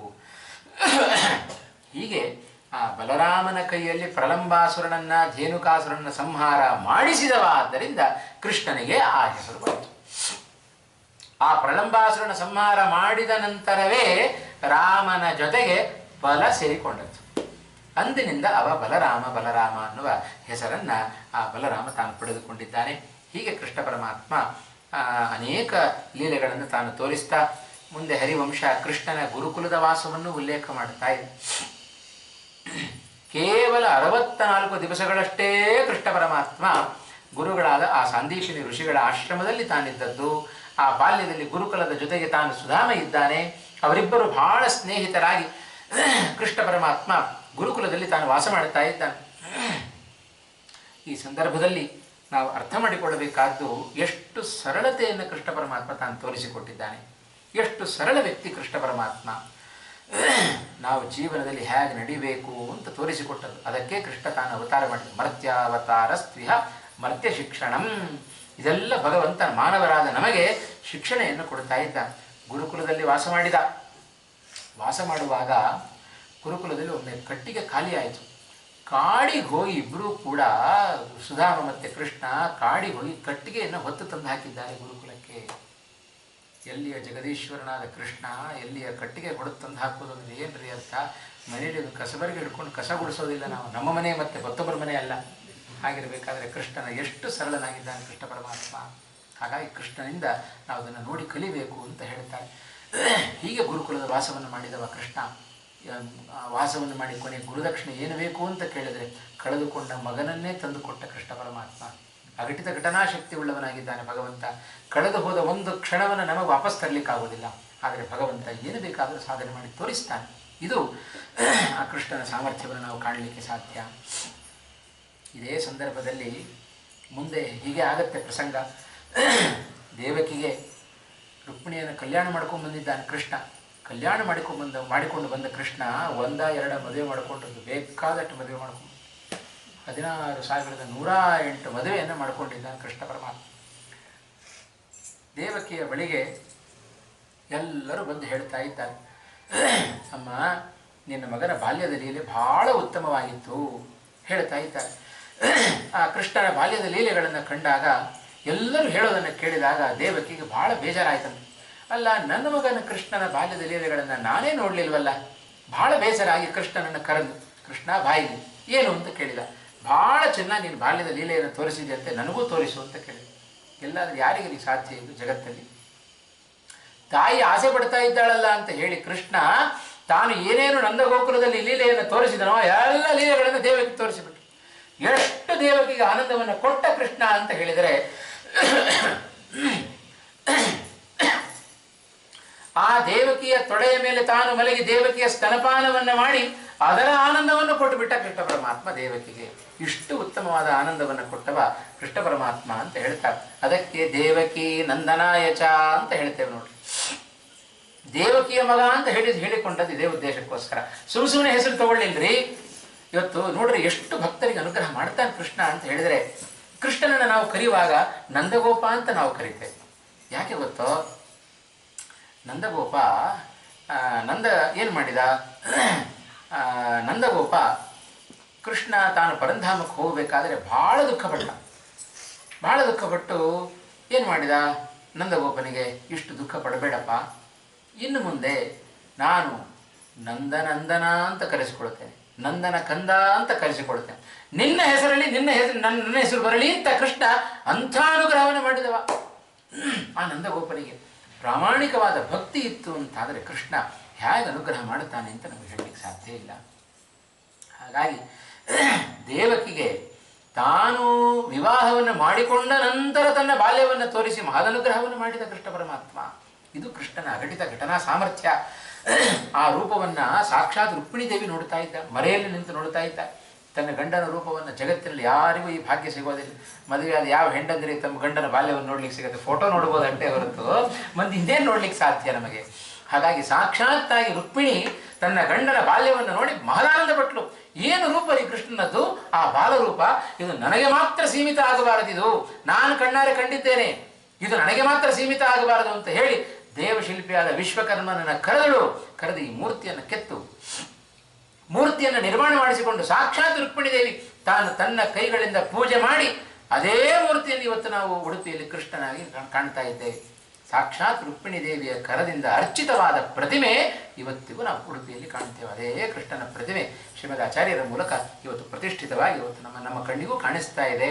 ಇದು ಕೃಷ್ಣನ ಬಾಲ್ಯದ ಲೀಲೆ, ಅದ್ಭುತವಾದ ಲೀಲೆ. ಇದು ಯಶೋದೆಯ ಕಿವಿಬಿತ್ತಂತೆ. ಕೃಷ್ಣ ಏನು ಬೇಕಾದರೂ ಮಾಡುತ್ತಾನೆ ಅಂತ ಗೊತ್ತಾದಾಗ ಯಶೋದೆ ಕೃಷ್ಣನನ್ನು ಕರೀತಾಳಂತೆ. ನಿನ್ನ ತಾಯಿಯಾದ ದೇವಕಿಗೆ ಬಾಲ್ಯದ ಲೀಲೆಯನ್ನು ತೋರಿಸಿದಂತೆ ನನಗೂ ಕೂಡ ನಿನ್ನ ವಿವಾಹವನ್ನು ತೋರಿಸು. ಬಾಲ್ಯದ ಲೀಲೆಯನ್ನು ನಾನು ನೋಡಿದ್ದೇನೆ, ಇಷ್ಟು ವಿವಾಹ ಮಾಡಿಕೊಂಡಿದ್ದೀಯಪ್ಪ, ಒಂದೇ ಒಂದು ನಿನ್ನ ಮದುವೆ ನೋಡೋ ಭಾಗ್ಯ ನನಗೆ ಸಿಗಲಿಲ್ಲಲ್ಲ, ನಿನ್ನ ಮದುವೆ ಕಲ್ಯಾಣದ ಭಾಗ್ಯ ನನಗೆ ಕೊಡು ಅಂತ ಕೇಳಿದ್ಲಂತೆ. ಅದಕ್ಕೆ ಹೇಳಿದ ಕೃಷ್ಣ, ಜನ್ಮನ್ಯನಂತರೇ ದೇವಿ ದರ್ಶಯಿಷ್ಯಾಮಿ ತವಾನಗೆ ಅಂತಂದ್ಬಿಟ್ಟ. ನಿನ್ನ ಮುಂದಿನ ಜನ್ಮದಲ್ಲಿ ಅದನ್ನು ತೋರಿಸ್ತೇನೆ, ಕೃಷ್ಣ ಮಾತು ಕೊಟ್ಟ. ಹಾಗಾಗಿ ಅದೇ ಯಶೋದೆಯ ಮುಂದೆ ಬಕುಲಾದೇವಿಯಾಗಿ ಅವತಾರವನ್ನು ಮಾಡಿ ಶ್ರೀನಿವಾಸ ಪದ್ಮಾವತಿಯರ ಕಲ್ಯಾಣವನ್ನು ತಾನು ಕಣ್ಣಾರೆ ಕಂಡು ಕಣ್ತುಂಬಿ ಕೊಡುತ್ತಾಳೆ. ಆ ಕೃಷ್ಣನ ಕಲ್ಯಾಣವನ್ನು ಕಂಡು ಕೃಷ್ಣ ಬೇರೆ ಅಲ್ಲ, ಶ್ರೀನಿವಾಸ ಬೇರೆ ಅಲ್ಲ, ಕೃಷ್ಣನೇ ಶ್ರೀನಿವಾಸ, ಕೃಷ್ಣನೇ ವಿಠಲ. ಹಾಗಾಗಿ ಹೇಳಿಕೊಡುತ್ತಾನೆ, ಸಾಕ್ಷಾತ್ ವಸುದೇವ ದೇವಕಿಯರೇ ನನಗೆ ತಂದೆ ತಾಯಿಗಳು. ಶ್ರೀನಿವಾಸ ಹೇಳಿಕೊಳ್ಳೋ ಮಾತಿದು. ಅರ್ಜುನನೇ ನನಗೆ ಸ್ನೇಹಿತ, ಸುಭದ್ರೆಯೇ ನನ್ನ ತಂಗಿ, ಹೀಗೆಲ್ಲ ಶ್ರೀನಿವಾಸ ಹೇಳಿಕೊಳ್ಳುತ್ತಾನೆ. ಇವೆಲ್ಲ ಕೃಷ್ಣನ ಲಕ್ಷಣಗಳೇ. ಹಾಗಾಗಿ ಕೃಷ್ಣ ಬೇರೆ ಅಲ್ಲ, ಶ್ರೀನಿವಾಸ ಬೇರೆ ಅಲ್ಲ, ಕೃಷ್ಣ ಬೇರೆ ಅಲ್ಲ, ವಿಠಲ ಬೇರೆ ಅಲ್ಲ. ಕೃಷ್ಣನ ಮಡದಿಯಾದ ಆ ರುಕ್ಮಿಣಿ ಇವತ್ತು ವಿಠಲನ ಪಕ್ಕದಲ್ಲಿ ನಿಂತುಕೊಂಡಿದ್ದಾಳೆ. ಕೃಷ್ಣನ ಹೆಂಡತಿ ಅಲಿಯಾಗಿ ಹೋದ್ಲು ಅಂತ ಕೇಳಿದರೆ ಕೃಷ್ಣ ಬೇರೆ ಅಲ್ಲ, ವಿಠಲ ಬೇರೆ ಅಲ್ಲ, ಹೆಸರು ಮಾತ್ರ ಬೇರೆ, ವ್ಯಕ್ತಿ ಒಬ್ಬನೇ. ಹಾಗಾಗಿ ಕೃಷ್ಣ ಪರಮಾತ್ಮ ಆ ಯಶೋದೆಗೂ ಉತ್ತಮವಾದ ಅನುಗ್ರಹವನ್ನು ಮಾಡಿದ, ದೇವಕಿಗೂ ಉತ್ತಮವಾದ ಅನುಗ್ರಹವನ್ನು ತಾನು ಮಾಡುತ್ತಾ ಇದ್ದಾನೆ. ಇಂಥ ಕೃಷ್ಣ ಪರಮಾತ್ಮ ಮಾಡಿದ ಆ ವೃಂದಾವನದಲ್ಲಿ ಮಾಡಿದ ಮತ್ತೊಂದು ಅದ್ಭುತವಾದ ಕೆಲಸ, ಗೋವರ್ಧನ ಪರ್ವತವನ್ನು ತಾನು ಉದ್ಧಾರ ಮಾಡಿದ ಅಂತ ಹೇಳ್ತಾರೆ. ಗೋವರ್ಧನ ಪರ್ವತ, ಅದರ ಮೂಲಕವೂ ಕೂಡ ಕೃಷ್ಣ ಮಾಡಿದ್ದು ದೇವೇಂದ್ರನ ಅಹಂಕಾರವನ್ನು ಇಳಿಸಿದ ಕೃಷ್ಣ. ಈಗಷ್ಟೇ ಹೇಳಿದಂತೆ ಭಗವಂತನ ಮುಂದೆ ನಾವು ಅಹಂಕಾರವನ್ನು ತೋರಿಸ್ತೇವೆ ಎಂದರೆ ಸರ್ವಥಾ ಸಾಧ್ಯ ಇಲ್ಲ. ಆ ದೇವೇಂದ್ರನಿಗೆ ಅಹಂಕಾರ ಕಡಿಮೆ ಮಾಡಬೇಕು ಅಂತ ಹೇಳಿ ಭಗವಂತ ಏನು ಮಾಡಿದ, ಎಲ್ಲರೂ ಕೂಡ ದೇವೇಂದ್ರನಿಗೆ ಮಳೆಯನ್ನು ಸುರಿಸುವವ ಅಂತ ಅವನಿಗೆ ಪೂಜೆ ಮಾಡ್ಲಿಕ್ಕೆ ಹೋಗ್ತಾ ಇದ್ದಾರೆ. ಅವನಿಗೆ ಪೂಜೆ ಮಾಡಬೇಡ್ರಿ, ಈ ಪರ್ವತಕ್ಕೆ ಮಾಡ್ರಿ, ಅದು ಕೊಡುತ್ತೆ ನಮಗೆ ಅನ್ನ ನೀರು ಮಳೆ ಎಲ್ಲವೂ ಅದು ಕೊಡುತ್ತೆ. ದೇವೇಂದ್ರನಿಗೆ ಮಾಡುವ ಪೂಜೆಯನ್ನು ತಪ್ಪಿಸಿ ಆ ಪರ್ವತಕ್ಕೆ ಪೂಜೆ ಮಾಡಿಸಿದ ಕೃಷ್ಣ. ಎಲ್ಲ ಗೋಪಾಲಕರಂತಾರೆ, ಅಲ್ಲಪ್ಪ ದೇವೇಂದ್ರನಿಗೆ ಏನು ನೈವೇದ್ಯ ಮಾಡಿದರೆ ದೇವೇಂದ್ರ ಸ್ವೀಕಾರ ಮಾಡ್ತಾನೆ, ಪರ್ವತಕ್ಕೆ ನೈವೇದ್ಯ ಕೊಟ್ಟರೆ ಅದೇನು ಸ್ವೀಕಾರ ಮಾಡುತ್ತೆ ಅಂತಂದರು. ಮಾಡಿ ನೋಡ್ರಿ ಅಂತಂದ ಕೃಷ್ಣ. ಎಲ್ಲರೂ ನೈವೇದ್ಯ ಮಾಡಿದರು. ಒಳಗಡೆ ತಾನೇ ಪರ್ವತದ ರೂಪದಲ್ಲಿದ್ದು ಎಲ್ಲ ನೈವೇದ್ಯವನ್ನು ತಾನೇ ಸ್ವೀಕಾರ ಮಾಡಿದ. ಅಂತೂ ದೇವೇಂದ್ರನಿಗೆ ಪೂಜೆ ತಪ್ಪಿತು. ಸಿಟ್ಟು ಬಂತು ದೇವೇಂದ್ರನಿಗೆ. ಏನು ಮಾಡ್ತಾ ಇದ್ದ ಆ ದೇವೇಂದ್ರ? ತನ್ನ ಎಲ್ಲ ಭೃತ್ಯರಿಗೆ ಆದೇಶವನ್ನು ಮಾಡಿದ. ಏನು ಆದೇಶವನ್ನು ಮಾಡ್ತಾ ಇದ್ದಾನೆ? ನೀವೆಲ್ಲ ಪರ್ವತ ಸದೃಶದಲ್ಲಿ, ಆ ಪರ್ವತದ ಒಂದೊಂದು ಆನೆಯ ಸೊಂಡಿಲಿನ ರೂಪದಲ್ಲಿ ನೀವು ಅಖಂಡವಾಗಿ ಮಳೆಯನ್ನು ಸುರಿಸಿರಿ ಆದೇಶವನ್ನು ಮಾಡಿಬಿಟ್ಟಿದ್ದ. ಇವರೆಲ್ಲರೂ ನನ್ನ ಪೂಜೆಯನ್ನು ಬಿಟ್ಟು ಆ ಗಿರಿ ಪೂಜೆಯನ್ನು ಮಾಡಿದ್ದಾರೆ, ಗೋವರ್ಧನದ ಪೂಜೆಯನ್ನು ಮಾಡಿದ್ದಾರೆ. ಅಹಂಕಾರದಿಂದ ತೃಪ್ತರಾಗಿದ್ದಾರೆ. ತೃಪ್ತನಾದವ ಅವ. ಆದರೆ ಅಂಥವರಿಗೆ ಮತ್ತೊಬ್ಬರೇ ಅಹಂಕಾರದಲ್ಲಿರುವಂತೆ ಕಾಣ್ತಾರೆ. ಹಾಗಾಗಿ ಆ ಒಂದೊಂದು ಮಳೆಯ ಹನಿ ಆನೆಯ ಸೊಂಡಲಿನ ಗಾತ್ರದಲ್ಲಿತ್ತು ಅಂತ ಹೇಳ್ತಾರೆ. ಅಷ್ಟು ದಪ್ಪ ದಪ್ಪ ಹನಿಗಳನ್ನು ಒಂದಲ್ಲ ಎರಡಲ್ಲ 7 ದಿವಸಗಳ ಕಾಲ ಮಳೆಯನ್ನು ಸುರಿಸಿದ. ಅದನ್ನೇ ಕುಂಭದ್ರೋಣ ಮಳೆ ಅಂತ ಕರೀತಾರೆ ನೋಡ್ರಿ. ಭಾರೀ ಮಳೆ. ಆ ಮಳೆ ಬಂದಾಗ ಕೃಷ್ಣ ಏನು ಯಾರಿಗೂ ಅಪಾಯ ಆಗದಂತೆ ಅನಾಯಾಸವಾಗಿ ಕೇವಲ ತನ್ನ ಎಡಗೈಯಿಂದ ಆ ಪರ್ವತವನ್ನ ಮೇಲೆ ಎತ್ತಿ ಹಿಡಿದ. ಎಲ್ಲರನ್ನ ಸಂರಕ್ಷಣೆ ಮಾಡಿಬಿಟ್ಟ ಕೃಷ್ಣ ಪರಮಾತ್ಮ. ಬರ್ರಿ ಎಲ್ಲರೂ ಪರ್ವತದ ಕೆಳಗೆ ಬರ್ರಿ ಅಂತ ಕರೆದ. ಮೊದಲು ಸ್ವಲ್ಪ ಸಂಶಯ ಪಟ್ಟರು, ಏನಾದ್ರು ಪರ್ವತ ಬಿಟ್ಬಿಟ್ರೆ ಏನು ಮಾಡೋದು ಅಂತ. ಆದರೆ ಭಗವಂತ ಒಳಗಡೆ ನಿಂತು ಎಲ್ಲರಿಗೂ ಪ್ರೇರಣೆಯನ್ನು ಮಾಡುವವ. ಆದ್ದರಿಂದ ಎಲ್ಲರೂ ಬಂದರು. 7 ದಿವಸ ರೀ, 7 ದಿವಸ ಏನು ಮಾಡ್ತಾ ಇದ್ರು ಒಳಗಡೆ ನಿಂತು ಅಂತ ನಮ್ಗೆ ದೊಡ್ಡ ಪ್ರಶ್ನೆ ಬರಬಹುದು. ಯಾರಿಗೂ ಹಸಿವಾಗಲಿಲ್ವೋ, ಯಾರಿಗೂ ನೀರಡಿಕೆ ಆಗಲಿಲ್ವಾ, ಹೇಗಿದ್ರು 7 ದಿವಸಗಳ ಕಾಲ? ಕೃಷ್ಣನ ಮುಖಾರದಿಂದ ಎಲ್ಲವನ್ನು ಮುಗಿಸಿಬಿಟ್ಟಿದೆ. ಯಾರಿಗೂ ಹಸಿವಾಗಲಿಲ್ಲ, ನೀರಡಿಕೆ ಆಗಲಿಲ್ಲ, ಬೇರೆ ಚಿಂತೆ ಇಲ್ಲ. ಗಂಡ ಹೆಂಡತಿ ಮಕ್ಕಳು ಗೋಪಾಲಕರು ಗೋವುಗಳು ಯಾರ ಚಿಂತೆ ಇಲ್ಲ, ಎಲ್ಲರನ್ನ ತಂದು ಅಲ್ಲೇ ಕೆಳಗೆ ಹಾಕಿಬಿಟ್ಟಿದ್ದಾನೆ ಕೃಷ್ಣ ಪರಮಾತ್ಮ. ಯಾಕಂದ್ರೆ ಯಾರಿಗೂ ಕೃಷ್ಣನ ಮುಖಾರವಿಂದವನ್ನು ಬಿಟ್ಟು ಬೇರೆ ಏನನ್ನೂ ಗಮನಕ್ಕೆ ಬರ್ತಾ ಇಲ್ಲ. ಅದರಿಂದ ಆ ಕೃಷ್ಣನನ್ನೇ ನೋಡ್ತಾ ನೋಡ್ತಾ ಇಡೀ ಜಗತ್ತನ್ನೇ ಮರೆತರು ಪ್ರತಿಯೊಬ್ಬರೂ ಕೂಡ. ಅವನಿಗೆ ಎಚ್ಚರ ಆದದ್ದೇ ದೇವೇಂದ್ರನಿಗೆ ಅಹಂಕಾರ ಕಡಿಮೆಯಾಗಿ ಮಳೆ ನಿಂತ ಮೇಲೆ ಅವನಿಗೆ ಎಚ್ಚರ ಆಯಿತು. ಆಗ ನೋಡ್ತಾ ಇದ್ದಾರೆ ಮಳೆಯೆಲ್ಲ ನಿಲ್ತಲ್ಲ ಅಂತ ಹೇಳಿದ ಕೃಷ್ಣ. ನೋಡ್ರಿ ಇನ್ನೂ ಯಾಕೋ ಸ್ವಲ್ಪ ಕಪ್ಪಿಟ್ಟಿದೆಯಲ್ಲ ನೋಡ್ರಿ ಅಂತ ಹೇಳಿದ್ರೆ, ಕೃಷ್ಣ ಅದು ಇಲ್ಲ, ಮೋಡದ ಕಪ್ಪಲ್ಲಪ್ಪ, ಮೋಡದ ಕಪ್ಪೆಲ್ಲ ಹೋಗಿ ಇಂದ್ರನ ಮುಖದಲ್ಲಿ ಕೂತಿದೆ, ಅವನ ಮುಖ ಕಪ್ಪಿಟ್ಟಿದೆ. ನಿನ್ನ ವಿರುದ್ಧವಾಗಿ ಕೆಲಸ ಮಾಡಿದನಲ್ಲ ಅವನ ಮುಖ ಕಪ್ಪಿಟ್ಟಿದೆ ಅಂತಂದ್ರು. ಇನ್ನೂ ಏನು ಮಿಂಚು ಬಂದಾಗ ಕಾಣಿಸ್ತಾ ಇದೆಯಲ್ಲ, ಇನ್ನೂ ಮಳೆ ನಿಂತಿಲ್ಲ ಅಂತ ಕಾಣಿಸುತ್ತೆ ನೋಡ್ರಿ ಅಂತಂದ್ರೆ, ಎಲ್ಲ ಗೋಪಾಲಕರು ಹೇಳಿದರಂತೆ, ಕೃಷ್ಣ ಅದು ಮಿಂಚಲ್ಲಪ್ಪ, ನಿನ್ನ ಈ ಸಾಮರ್ಥ್ಯವನ್ನ ನೋಡಿ ಎಲ್ಲ ಅಪ್ಸರಾಸ್ತ್ರೀಯರು ಆಕಾಶದಲ್ಲಿ ನರ್ತನ ಮಾಡ್ತಾ ಇದ್ದಾರೆ. ಅವರ ಆ ಗೆಜ್ಜೆಗಳು ಪಳಪಳ ಅಂತ ಹೊಳಿತಾ ಇದೆ, ಅದು ಮಿಂಚಿನಂತೆ ತೋರುತ್ತಾ ಇದೆ. ಏನೋ ಭಾರಿ ಶಬ್ದ ಬರ್ತಾ ಇದೆಯಲ್ಲ ಏನು ಅಂತ ಹೇಳಿದ್ರೆ, ನಿನ್ನ ಈ ಪರಾಕ್ರಮವನ್ನು ಕಂಡು ಎಲ್ಲ ದೇವಲೋಕದ ದೇವತೆಗಳೆಲ್ಲ ಪುಷ್ಪವೃಷ್ಟಿ ಮಾಡುತ್ತಾ ಇದ್ದಾರೆ. ಆ ದೇವಲೋಕದ ಆ ಪುಷ್ಪದ ಮಕರಂದವನ್ನು ಅರಿಸಲಿಕ್ಕೆ ದುಂಬಿಗಳ ಸಾಲು ಸಾಲು ಬರ್ತಾ ಇದ್ದಾರೆ. ಅವುಗಳ ಶಬ್ದವೇ ಹೊರತು ಇದು ಹುಡುಗಿನ ಶಬ್ದ ಅಲ್ಲ, ಮಳೆ ಪೂರ್ಣ ನಿಂತಿದೆ ಅಂತ ಹೀಗೆಲ್ಲ ಚಮತ್ಕಾರದಿಂದ ಮಾತುಗಳನ್ನೆಲ್ಲ ನಾವು ಕೇಳುತ್ತೇವೆ. ಇದರ ಪರಿಣಾಮ ಆದದ್ದು ದೇವೇಂದ್ರನಿಗೆ. ಅಹಂಕಾರವನ್ನು ಅವ ಕಡಿಮೆ ಮಾಡಿಕೊಂಡ. ಅಹಂಕಾರವನ್ನು ಕಡಿಮೆ ಮಾಡಿಕೊಂಡು ತಾನು ಗೋವಿಂದ ಪಟ್ಟಾಭಿಷೇಕ ಅಂತ ಮಾಡುತ್ತಾನವ ದೇವೇಂದ್ರ. ತನ್ನ ಅಹಂಕಾರವನ್ನು ಖಂಡನೆ ಮಾಡಿಕೊಂಡ. ಕೃಷ್ಣನ ಬಳಿಯಲ್ಲಿ ಶರಣಾಗತನಾದ. ಆ ಕೃಷ್ಣನಿಗೆ ಸ್ತೋತ್ರ ಮಾಡಿದ.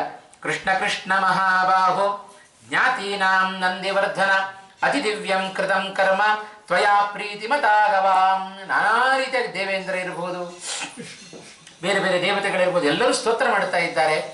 ಆ ಕೃಷ್ಣನ ಪರಾಕ್ರಮ ಸಾಧಾರಣ ಅಲ್ಲ. ಗೋವುಗಳನ್ನು, ಗೋಪಿಕಾಸ್ತ್ರೀಯರನ್ನ, ಎಲ್ಲರನ್ನ, ಗೋಪಾಲಕರನ್ನು ಎಲ್ಲರನ್ನು ಸಂರಕ್ಷಣೆ ಮಾಡಿಬಿಟ್ಟು ನನ್ನನ್ನು ಹಾಗೆ ರಕ್ಷಣೆ ಮಾಡು ಅಂತ ದೇವೇಂದ್ರ ಕೊನೆಗೆ ತಾನು ಶರಣಾಗತನಾಗಿ ಪ್ರಾರ್ಥನೆ ಮಾಡುತ್ತಾ ಇದ್ದ.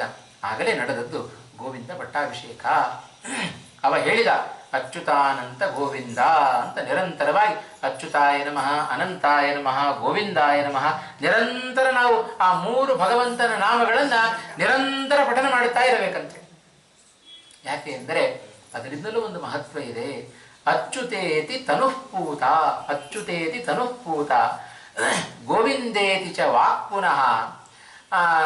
ಅಚ್ಯುತಾಯ ನಮಃ, ಅನಂತಾಯ ನಮಃ, ಗೋವಿಂದಾಯ ನಮಃ. ಅಚ್ಯುತೇತಿ ನಮ್ಮ ವಾಕ್ ಪುನಃ, ಅಚ್ಯುತೇತಿ ಮನಃಪೂತ, ಗೋವಿಂದೇತಿ ಚ ವಾಕ್ ಪುನಃ, ಅನಂತೇತಿ ಚ ತನುಃಪೂತ.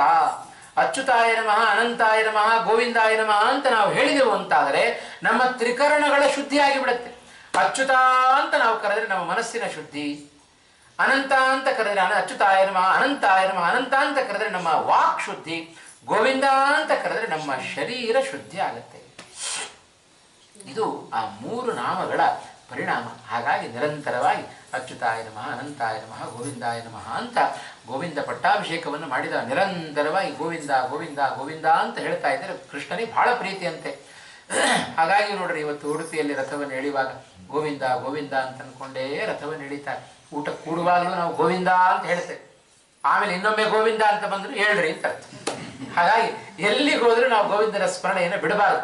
ನಿರಂತರ ಗೋವಿಂದ ಗೋವಿಂದ ಅಂತ ಹೇಳ್ತಾ ಇರಬೇಕು. ಇಲ್ಲದೆ ಹೋದರೆ ಒಂದು ದಿವಸ ನಾವೇ ಗೋವಿಂದ ಆಗಿಬಿಡ್ತೇವೆ. ಅದಕ್ಕೋಸ್ಕರ ಗೋವಿಂದನ ನಾಮಸ್ಮರಣೆ ಯಾವತ್ತಿಗೂ ಬೇಕು ನಮಗೆ.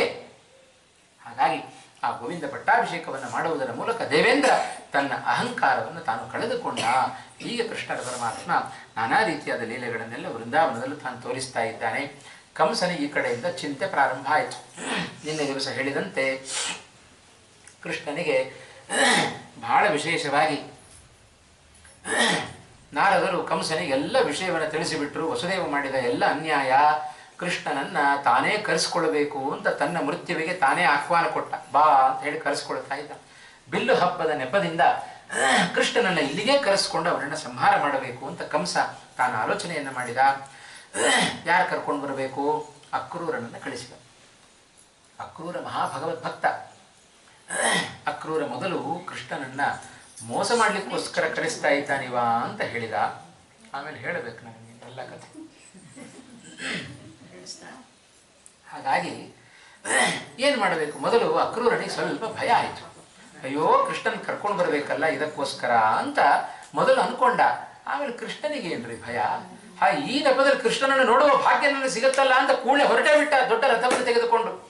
ಅಲ್ಲಿ ಹೋಗ್ತಾ ಇದ್ದಾನೆ ವೃಂದಾವನಕ್ಕೆ. ಹೋಗಿ ನೋಡಿದ. ಅಹೋ ರಜಾಂಸ್ಯಹೋ, ಎಲ್ಲ ಪಾದಾಂಗರಿ ರಜಾಂಸ್ಯಹೋ, ಯಾರ ಪಾದಗಳ ಗುರುತನ್ನು ನೋಡುತ್ತಾ ಇದ್ದೇನೆ? ಎಲ್ಲ ಗೋವಿಂದನ ಕೃಷ್ಣನ ಪಾದಾರವಿಂದಗಳ ಗುರುತುಗಳನ್ನು ನೋಡುತ್ತಾ ಇದ್ದೇನೆ. ಎಲ್ಲಿ ನೋಡಿದ್ರೆ ಹೆಜ್ಜೆ ಗುರುತುಗಳು. ಇದೆಲ್ಲ ಹೆಜ್ಜೆ ಗುರುತುಗಳು ಯಾರದ್ದು ಅಂತ ಕೇಳಿದ್ರೆ ಎಲ್ಲ ಕೃಷ್ಣನ ಹೆಜ್ಜೆ ಗುರುತುಗಳು ಪ್ರತಿಯೊಂದು ಕೂಡ. ಯಾಕೆಂದ್ರೆ ಕೃಷ್ಣನ ಪಾದಾರವಿಂದಗಳಲ್ಲಿ ಚಂಕ ಚಕ್ರ ಚಿಹ್ನೆಗಳಿದ್ದಾರೆ. ಧ್ವಜ ವಜ್ರಾಂಕುಶ ಲಕ್ಷಣಾಢ್ಯಂ. ತೃತೀಯ ಸ್ಕಂದದಲ್ಲಿ ಭಾಗವತ ಹೇಳುತ್ತೆ, ಕೃಷ್ಣನ ಪಾದಾರವಿಂದ ಪ್ರತಿಯೊಂದು ಕೂಡ ಶಂಖಚಕ್ರ ಚಿಹ್ನೆಗಳಿಂದ ಚಿಹ್ನಿತವಾಗಿದೆ. ನೋಡ್ತಾ ಇದ್ದಾನೆ ಕೃಷ್ಣ. ಎಲ್ಲಾ ಹೆಜ್ಜೆಗಳ ಮೇಲೆ ಶಂಖಚಕ್ರಗಳು ಕಾಣಿಸ್ತಾ ಇದೆ. ಓಹೋ, ಇದೆಲ್ಲ ಕೃಷ್ಣ ಮೆಟ್ಟಿದ ನಾಡಿದು ಕೃಷ್ಣನ ಹೆಜ್ಜೆ ಗುರುತುಗಳು. ಹಾಗಾಗಿ ಅಕ್ರೂರ ಏನ್ ಮಾಡಿದ? ಇದರ ಮೇಲೆ ನಾನು ಹೆಜ್ಜೆ ಇಡೋದು, ರಥದಿಂದ ಇಳಿದು ಉರುಳು ಸೇವೆ ಮಾಡಿಕೊಂಡು ಹೋದ ಕೃಷ್ಣನ ಮನೆ ತನಕ. ಅಕ್ರೂರ ಅಷ್ಟು ಮಹಾಭಗವದ್ಭಕ್ತ. ಕೃಷ್ಣ ಕೇಳಿದ, ಯಾಕೆ ಬಂದಿದ್ಯಪ್ಪ ಅಂತ ಕೇಳ್ತಾನೆ. ಏನು ಹೇಳಬೇಕಪ್ಪ ಕೃಷ್ಣ, ಸರ್ವಜ್ಞನಾದ ನಿನಗೆ ಗೊತ್ತಿಲ್ಲೇನು? ಕಂಸ ನಿನ್ನನ್ನು ಬಿಲ್ಲು ಹಬ್ಬದ ನೆಪದಿಂದ ನಿನ್ನನ್ನು ಕೊಲ್ಲಬೇಕು ಅಂತ ಕರೆಸ್ತಾ ಇದ್ದಾನೆ, ಮೋಸ ಮಾಡಬೇಕು ಅಂತ ಅನ್ಕೊಂಡಿದ್ದಾನೆ. ಅಷ್ಟೇ ತಾನೆ, ಯಾಕೆ ಹೆದರ್ತಿ? ನಡಿ ಹೋಗೇ ಬಿಡೋಣ ಅಂತ ರಥ ಹತ್ಕೊಂಡು ಹೊರಟೇ ಬಿಟ್ಟ ಕೃಷ್ಣ ಬಲರಾಮನ ಜೊತೆಗೆ. ಬರುವಾಗ ಮಾರ್ಗ ಮಧ್ಯದಲ್ಲಿ ಯಮುನಾ ನದಿ ಸಿಕ್ಕಿದೆ. ಅಕ್ರೂರ, ನಿನಗೆ ಬೇಡಪ್ಪ, ಕರ್ಮ ನನಗೆ ಬೇಕು, ಸಂಧ್ಯಾಕಾಲ ಇದು, ಸಂಧ್ಯಾ ವಂದನೆ ಮಾಡಿ ಬರ್ತೇನೆ ಅಂತ ಆ ಯಮುನಾ ನದಿಯ ಒಳಗೆ ಮುಳುಗು ಹಾಕಿದ ಅಕ್ರೂರ. ಎಷ್ಟು ಅಕ್ರೂರನಿಗೆ ಸಿದ್ಧಿ ಇತ್ತು ಅಂತ ಹೇಳಿದ್ರೆ, ಪ್ರತಿನಿತ್ಯ ತಾನು ಅವಗಾಹನೆ ಮಾಡುವಾಗ ಆ ಅಘಮರ್ಷಣ ಸೂಕ್ತವನ್ನು ಹೇಳಿ ಮುಳುಗು ಹಾಕ್ತಾ ಇದ್ದ. ಅದರ ಪರಿಣಾಮ ಪ್ರತಿನಿತ್ಯ ಮುಳುಗು ಹಾಕಿದಾಗ ಅವನಿಗೆ ಅಲ್ಲಿ ಶೇಷದೇವರು ಕಾಣಿಸ್ತಾ ಇದ್ರು ಯಮುನಾ ನದಿಯಲ್ಲಿ. ಇಂಥ ಮಹಾಪುಣ್ಯಾತ್ಮ ಅಕ್ರೂರ ಆವತ್ತಿನ ದಿವಸ ಮುಳುಗು ಹಾಕಿದ್ದಾನೆ. ಆ ಶೇಷನ ಮೇಲೆ ಕೃಷ್ಣನನ್ನು ಕಂಡುಬಿಟ್ಟ. ಬಹಳ ಆಶ್ಚರ್ಯ ಆಯಿತು ಅಕ್ರೂರನಿಗೆ. ಆಶ್ಚರ್ಯದಿಂದ ಚಕಿತನಾದ. ಆ ನೀರಿನ ಒಳಗೆ ಮುಳುಗಿದ್ದಾನೆ. ನೀರಿನ ಒಳಗೆ ಅವನಿಗೆ ರೋಮಾಂಚನ ಆಗಿಬಿಡುತ್ತೆ. ಎಷ್ಟು ನೋಡ್ರಿ ವಿಚಿತ್ರ ಕೃಷ್ಣನ ಮಹಿಮೆ. ನೋಡಿ ಆಶ್ಚರ್ಯ ಆಯಿತು. ಅಲ್ಲ, ಈಗಷ್ಟೇ ನಾನು ರಥದಲ್ಲಿ ನೋಡ್ಕೊಂಡ್ ಬಂದಲ್ಲ, ಯಾನೇ ನಾಸ್ತಿ ಕಿಂ. ಹಾಗಾದ್ರೆ ರಥದಲ್ಲಿ ಇಲ್ಲಿಗೆ ಬಂದ್ಬಿಟ್ಟಿದ್ದಾನಲ್ಲ ಕೃಷ್ಣ ಅಂತ ಮೇಲೆದ್ದು ನೋಡಿದ, ಅಲ್ಲಿಯೂ ಇದ್ದಾನೆ. ಮತ್ತೆ ಮುಳುಗಿದ, ಮತ್ತೆ ಕೃಷ್ಣನನ್ನು ಕಂಡ. ಆನಂದ ಪುಳಕಿತನಾದ. ಭಗವಂತನಲ್ಲಿ ಪ್ರಾಮಾಣಿಕವಾಗಿ ಭಕ್ತಿಯನ್ನು ಮಾಡಿದರೆ ಕೈ ಮೇಲೆ ಫಲ ಅಂತಾರಲ್ಲ, ಹಾಕ್ಬಿಟ್ಟು ಬಿಡ್ತಾನೆ ಭಗವಂತ. ಭಕ್ತಿಯಿಂದ ಉರುಳು ಸೇವೆ ಮಾಡಿದ್ನಲ್ಲ, ಅದಕ್ಕೆ ನೋಡ್ರಿ ಕೂಡಲೇ ಫಲವನ್ನು ಕೊಟ್ಟೇ ಬಿಟ್ಟ ಕೃಷ್ಣ ಪರಮಾತ್ಮ. ಬಂದು ಕೂತ, ರಥದಲ್ಲಿ ಕೂತಾಗ ಅಕ್ರೂರ, ಏನಪ್ಪ ಬಹಳ ಕಾಂತಿ ಕಾಣಿಸ್ತಾ ಇದೆ ಮುಖದಲ್ಲಿ, ಏನು ಕಂಡಿ ಅಂತ ಕೇಳಿದ. ಕೃಷ್ಣ, ನಿನ್ನಂಥ ಅದ್ಭುತ ಮತ್ಯಾರಿಲಿಕ್ಕೆ ಸಾಧ್ಯ? ಕೃಷ್ಣನಿಗೆ ಗೊತ್ತು, ಅಕ್ರೂರನಿಗೆ ಗೊತ್ತು ಏನು ನಡೆದಿದೆ ಅಂತ ಹೇಳಿ. ಇವನೂ ನಕ್ಕ, ಅವನೂ ನಕ್ಕ, ಅಷ್ಟೇ ಮುಗಿದಾಯ್ತು ಕತೆ. ಇದು ಭಕ್ತರಿಗೆ ಕೃಷ್ಣ ಮಾಡುವ, ಭಗವಂತ ಮಾಡುವ ತಾನ ಅನುಗ್ರಹ. ಬಂದ ಮಥುರಾಪಟ್ಟಣಕ್ಕೆ ಬಂದಿದ್ದಾನೆ ಕೃಷ್ಣ. ಕೃಷ್ಣ ಬಂದಿದ್ದಾನೆ ಅಂತ ಎಲ್ಲರಿಗೂ ಸುದ್ದಿ ಗೊತ್ತಾಯ್ತು. ಇಡೀ ಮಥುರಾಪಟ್ಟಣ ತುಂಬ ಸುದ್ದಿ ಹರಡ್ಬಿಡ್ತು. ಅದುವರೆಗೂ ಅವರು ಕೃಷ್ಣ ಕೃಷ್ಣ ಕೃಷ್ಣ ಅಂತ ಹೆಸರು ಕೇಳಿದ್ರು. ಕೃಷ್ಣ ಬಂದಿದ್ದಾನಂತೆ ಮಥುರಾಪಟ್ಟಣಕ್ಕೆ ಅಂತ ಎಲ್ಲರೂ ಓಡು ಬರ್ತಾ ಇದ್ದಾರೆ. ಬಹಳ ಚೆನ್ನಾಗಿ ಹೇಳುತ್ತೆ ಹರಿವಂಶ ಆಗಲಿ ಭಾಗವತ ಆಗಲಿ ಹೇಳುವಾಗ, ಕೃಷ್ಣನ ನೋಡಬೇಕು ಅನ್ನುವ ಕಾತುರ. ಅನೇಕ ಜನ ಸ್ತ್ರೀಯರು ತಾವು ವಸ್ತ್ರವನ್ನು ಉಟ್ಕೊಳ್ತಾ ಇದ್ರು, ಅದನ್ನು ಉಲ್ಟಾ ಉಟ್ಕೊಂಡ್ಬಿಟ್ರು. ವಸ್ತ್ರದ ಬಗ್ಗೆ ಗಮನ ಇಲ್ಲ, ಹಾಗೇ ಉಲ್ಟಾ ಉಟ್ಕೊಂಡು ಓಡಿ ಬರ್ತಾ ಇದ್ದಾರೆ ಕೃಷ್ಣನ ನೋಡೋಣ ಅಂತ. ಒಬ್ಬಳು ಒಂದೇ ಕಿವಿ ಕುಂಡಲ ಹಾಕಿಕೊಂಡಿದ್ದಾಳೆ, ಇನ್ನೊಂದು ಕಿವಿಗೆ ಆವರಣ ಹಾಕೊಳ್ಳಿಲ್ಲ, ಹಾಗೆ ಓಡಿ ಬಂದ್ಲು. ಮತ್ತೊಬ್ಬಳು ಮಗುವಿಗೆ ಹಾಲು ಕುಡಿಸ್ತಾ ಇದ್ದಾಳೆ, ಕೃಷ್ಣ ಬಂದಿದ್ದಾನಂತೆ. ಮಗುವನ್ನು ಅಲ್ಲೇ ಬಿಟ್ಲು, ಕೃಷ್ಣನ್ ನೋಡ್ಲಿಕ್ಕೆ ಬಂದ್ಲು. ಹೀಗೆ ಕಾತುರತೆಯನ್ನು ಉಂಟು ಮಾಡಿದ್ದ ಕೃಷ್ಣ ಪರಮಾತ್ಮ. ಈ ಹಿನ್ನೆಲೆಯಲ್ಲಿ ಕೃಷ್ಣನ ನಡೆ ರಾಜಬೀದಿಯಲ್ಲಿ ಬರ್ತಾ ಇದ್ದಾನೆ. ಅಗಸ ಸಿಕ್ಕಿದ, ವಸ್ತ್ರ ಕೊಡು ಅಂತ ಕೇಳಿದ. ಇದೆಲ್ಲ ರಾಜವಸ್ತ್ರ, ಕೊಡೋದಿಲ್ಲ ಅಂತ ಹೇಳಿದ. ಒಂದು ಗುದ್ದನ್ನು ಕೊಟ್ಟ, ಸತ್ತೇ ಹೋದ. ತಾನು ಉಟ್ಕೊಂಡ ಉಳಿದ ವಸ್ತ್ರಗಳನ್ನ ಎಲ್ಲರಿಗೂ ಹಂಚಿದ. ಇನ್ನೂ ಉಳಿತು, ರಸ್ತೆಯಲ್ಲಿ ಹಾಸಿಬಿಟ್ಟ. ರೆಡ್ ಕಾರ್ಪೆಟ್ ಸ್ವಾಗತ ಅಂತ ಹೇಳ್ತಾರಲ್ಲ, ಹಾಗೆ ರಾಜರ ವಸ್ತ್ರದ ಮೇಲೆ ನಡೆದು ಬಂದ ಕೃಷ್ಣ ಪರಮಾತ್ಮ ನೇರವಾಗಿ ತ್ರಿವಕ್ರೆ ಸಿಕ್ಕಿದ್ರು ಗಂಧ ಕೊಡು ಅಂತ ಕೇಳಿದ್ರು, ಕೊಟ್ಟೇ ಬಿಟ್ಟು. ತ್ರಿವಕ್ರೆ 3 ಕಡೆ ಅವಳ ದೇಹ ವಕ್ರವಾಗಿತ್ತು. ಅವಳ ಭಕ್ತಿಗೆ ಮೆಚ್ಚಿದ ಕೃಷ್ಣ ಪರಮಾತ್ಮ ಅವಳ ವಕ್ರವಾದ ದೇಹವನ್ನು ರುಜುವನ್ನಾಗಿ ಮಾಡಿಬಿಟ್ಟ. ಕಾಲಿನಿಂದ ತನ್ನ ಒತ್ತಿದ, ಸುಮ್ಮನೆ ಗಲ್ಲ ಹಿಡಿದು ಮೇಲಕ್ಕೆ ಎತ್ತಿದ.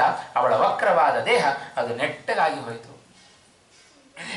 ಎಷ್ಟು ಕೃಷ್ಣನ ಸರಳತೆ ಅಂತ ಹೇಳಿದರೆ, ಆ ತ್ರಿವಕ್ರೆ ಕೇಳ್ತಾಳೆ, ಮಹಾಭಕ್ತೆ, ಕೃಷ್ಣನ ಭಕ್ತೆ, ಕೃಷ್ಣ ಇಷ್ಟು ಸೌಂದರ್ಯ ಕೊಟ್ಟಿಯಪ್ಪ, ನನ್ನನ್ನು ಮದುವೆ ಮಾಡ್ಕೊಂಡ್ಬಿಡು ಅಂತ ಕೇಳ್ತಾಳೆ. ಆ ತ್ರಿವಕ್ರೆ ಸ್ವಲ್ಪ ತಾಳು, ನಿನ್ನನ್ನು ಮದುವೆ ಮಾಡ್ಕೊಳ್ತೇನೆ ಅಂತ. ಆಮೇಲೆ ಬಂದು ಕೃಷ್ಣ ಅವಳನ್ನು ಕೂಡ ಮದುವೆ ಮಾಡ್ಕೊಳ್ತಾನೆ. ಎಲ್ಲಿಯ ತ್ರಿವಕ್ರೆ, ಎಲ್ಲಿಯ ಕೃಷ್ಣ ಪರಮಾತ್ಮ. ಸ್ವಲ್ಪ ವಿದ್ಯೆ ಗುಣ ಏನಾದರೂ ಸಂಪತ್ತು ನಮ್ಮಲ್ಲಿ ಇದ್ದುಬಿಟ್ರೆ ಮತ್ತೊಬ್ರು ನಾವು ಕೆಳಗೆ ನೋಡೋದಿಲ್ಲ, ಯಾವಾಗಲೂ ಆಕಾಶನೇ ನೋಡ್ಕೊಂಡು ಹೋಗ್ತಾರೆ. ಅದಕ್ಕೆ ನಾವು ಕೆಳಗಡೆ ಬೀಳೋದು. ಅದಕ್ಕೆ ಯಾವತ್ತು ಆಕಾಶದಲ್ಲಿ ಇರಬಾರದು, ಗಮನ ನಮ್ಮ ನೆಲದ ಮೇಲೆ ಇರಬೇಕು ಅಂತ ಹೇಳ್ತಾರೆ. ಇದು ಕೃಷ್ಣನ ಸರಳತೆ. ಬಹಳ ಸರಳ ವ್ಯಕ್ತಿ ಕೃಷ್ಣ. ಎಷ್ಟು ಅವನ ಸರಳತೆಯನ್ನು ಹೇಗೆ ನಮ್ಮ ಜೀವನಕ್ಕೆ ಅಳವಡಿಸಿಕೊಳ್ಳಬೇಕು. ಒಂದೆರಡು ಸರಳತೆಗಳನ್ನ ಹೇಳೋಣ, ಸಮಯ ಬಹಳಷ್ಟು ಆಗ್ತಾ ಇದೆ. ಎಷ್ಟು ಹೇಳಿದ್ರೆ ಕೃಷ್ಣನ ಕಥೆ ಮುಗಿಯಲ್ಲ, ನಮ್ಮ ಕಥೆ ಮುಗಿಯುತ್ತೆ, ನಮ್ಮ ಸಮಯ ಮುಗಿಯತ್ತಷ್ಟೇ. ಎಷ್ಟು ಕೃಷ್ಣನಿಂದ ನಾವು ಕಲಿತುಕೊಳ್ಬೇಕಾದ ಗುಣ ಏನು, ಮಾನವರಿಗೆ ಶಿಕ್ಷಣೆಯನ್ನು ಕೊಡಬೇಕು ಅಂತಲೇ ಕೃಷ್ಣ ಪರಮಾತ್ಮ ತಾನು ಬಂದವನಾದ್ದರಿಂದ ಕೃಷ್ಣ ಎಷ್ಟು ಸರಳನಾಗಿದ್ದಾನೆ. ಧರ್ಮರಾಜ ರಾಜಸೂಯ ಯಾಗ ಮಾಡಬೇಕು ಅಂತ ಕೃಷ್ಣನನ್ನು ಕರೆಸಿದ. ಕೃಷ್ಣನನ್ನು ಕರೆಸಿದಾಗ ಬಂದು ಕೂತ ಕೃಷ್ಣ. ಧರ್ಮರಾಜ ಅಂತ, ಕೃಷ್ಣ ರಾಜಸೂಯ ಯಾಗ ಮಾಡ್ತಾ ಇದ್ದೇನೆ ಅಂತಂದ. ಸುಮ್ಮನೆ ಕೂತ, ಏನು ಮಾತಾಡಲಿಲ್ಲ ಕೃಷ್ಣ. ಧರ್ಮರಾಜನಿಗೆ ಆಶ್ಚರ್ಯ ಆಯಿತು, ಇಷ್ಟು ದೊಡ್ಡ ಯಾಗ ಮಾಡ್ತಾ ಇದ್ದೇನೆ, ಕೃಷ್ಣ ಯಾಕೆ ಏನು ಮಾತನಾಡ್ತಾ ಇಲ್ಲಲ್ಲ. ಕೃಷ್ಣ ಏನಾದರೂ ಮಾತನಾಡು ಅಂತ ಕೇಳಿದರೆ ಕೃಷ್ಣ ಅಂತಾನೆ, ಏನಾದರೂ ಸಜೆಷನ್ ಕೇಳಿದರೆ ಕೊಡಬಹುದು, ಮಾಡ್ತೇನೆ ಅಂತ ತೀರ್ಮಾನ ಮಾಡ್ಕೊಂಡು ಕೂತಿದ್ದಿ, ಮಾಡ್ಕೋ ಹೋಗಿ ನೀನು ಅಂತಂದ ಕೃಷ್ಣ. ಆಗ ಜ್ಞಾನೋದಯ ಆಯಿತು ಧರ್ಮರಾಜನಿಗೆ, ಓಹೋ ನಾನು ಏನು ತಪ್ಪು ಮಾತನಾಡಿದೆ ಅಂತ. ಹಾಗಾಗಿ ಕೃಷ್ಣ ರಾಜಸೂಯ ಯಾಗ ಮಾಡಬೇಕು ಅಂತ ಅನ್ಕೊಂಡಿದ್ದೇನೆ, ಮಾಡಿಸು ಅಂತ ಕೇಳಿದ. ಕೃಷ್ಣ ಮಾತನಾಡಲಿಕ್ಕೆ ಶುರು ಮಾಡಿದ. ಹಾಗೆ ಎಷ್ಟು ಜಾಗರೂಕರಾಗಿರಬೇಕು. ಒಂದು ಮಾತು ತಪ್ಪಾಡಿದರೆ ಭಗವಂತ ನಮ್ಮ ಕಡೆ ತಿರುಗಿ ಕೂಡ ನೋಡೋದು. ಹಾಗಾಗಿ ಸರ್ವಥಾ ನಾವು ಅಲ್ಪ ಜೀವರಾದ ತೃಣಜೀವರಾದ ನಮಗೆ ಅಹಂಕಾರ ಬರಬಾರದು. ಇದೆಲ್ಲ ಜಾಗ್ರತೆಯಿಂದ ನಾವು ಕಾಣಬೇಕು. ಇಂಥ ಧರ್ಮರಾಜ ರಾಜಸೂಯ ಯಾಗ ಮಾಡಬೇಕು ಅಂತ ಅನ್ಕೊಂಡಿದ್ದೀಯಪ್ಪ, ಅದಷ್ಟು ಸುಲಭ ಅಲ್ಲ. ಎಲ್ಲ ರಾಜರನ್ನು ಗೆಲ್ಲಬೇಕು. ಎಲ್ಲ ರಾಜರ ಮಧ್ಯದಲ್ಲಿ ಜರಾಸಂಧ ಸೇರಿಕೊಂಡಿದ್ದಾನೆ. ಆ ಜರಾಸಂಧನನ್ನು ಗೆಲ್ಲುವುದು ಏನು ಕಠಿಣ ಅಲ್ಲ, ಸುಲಭ ಅಲ್ಲ.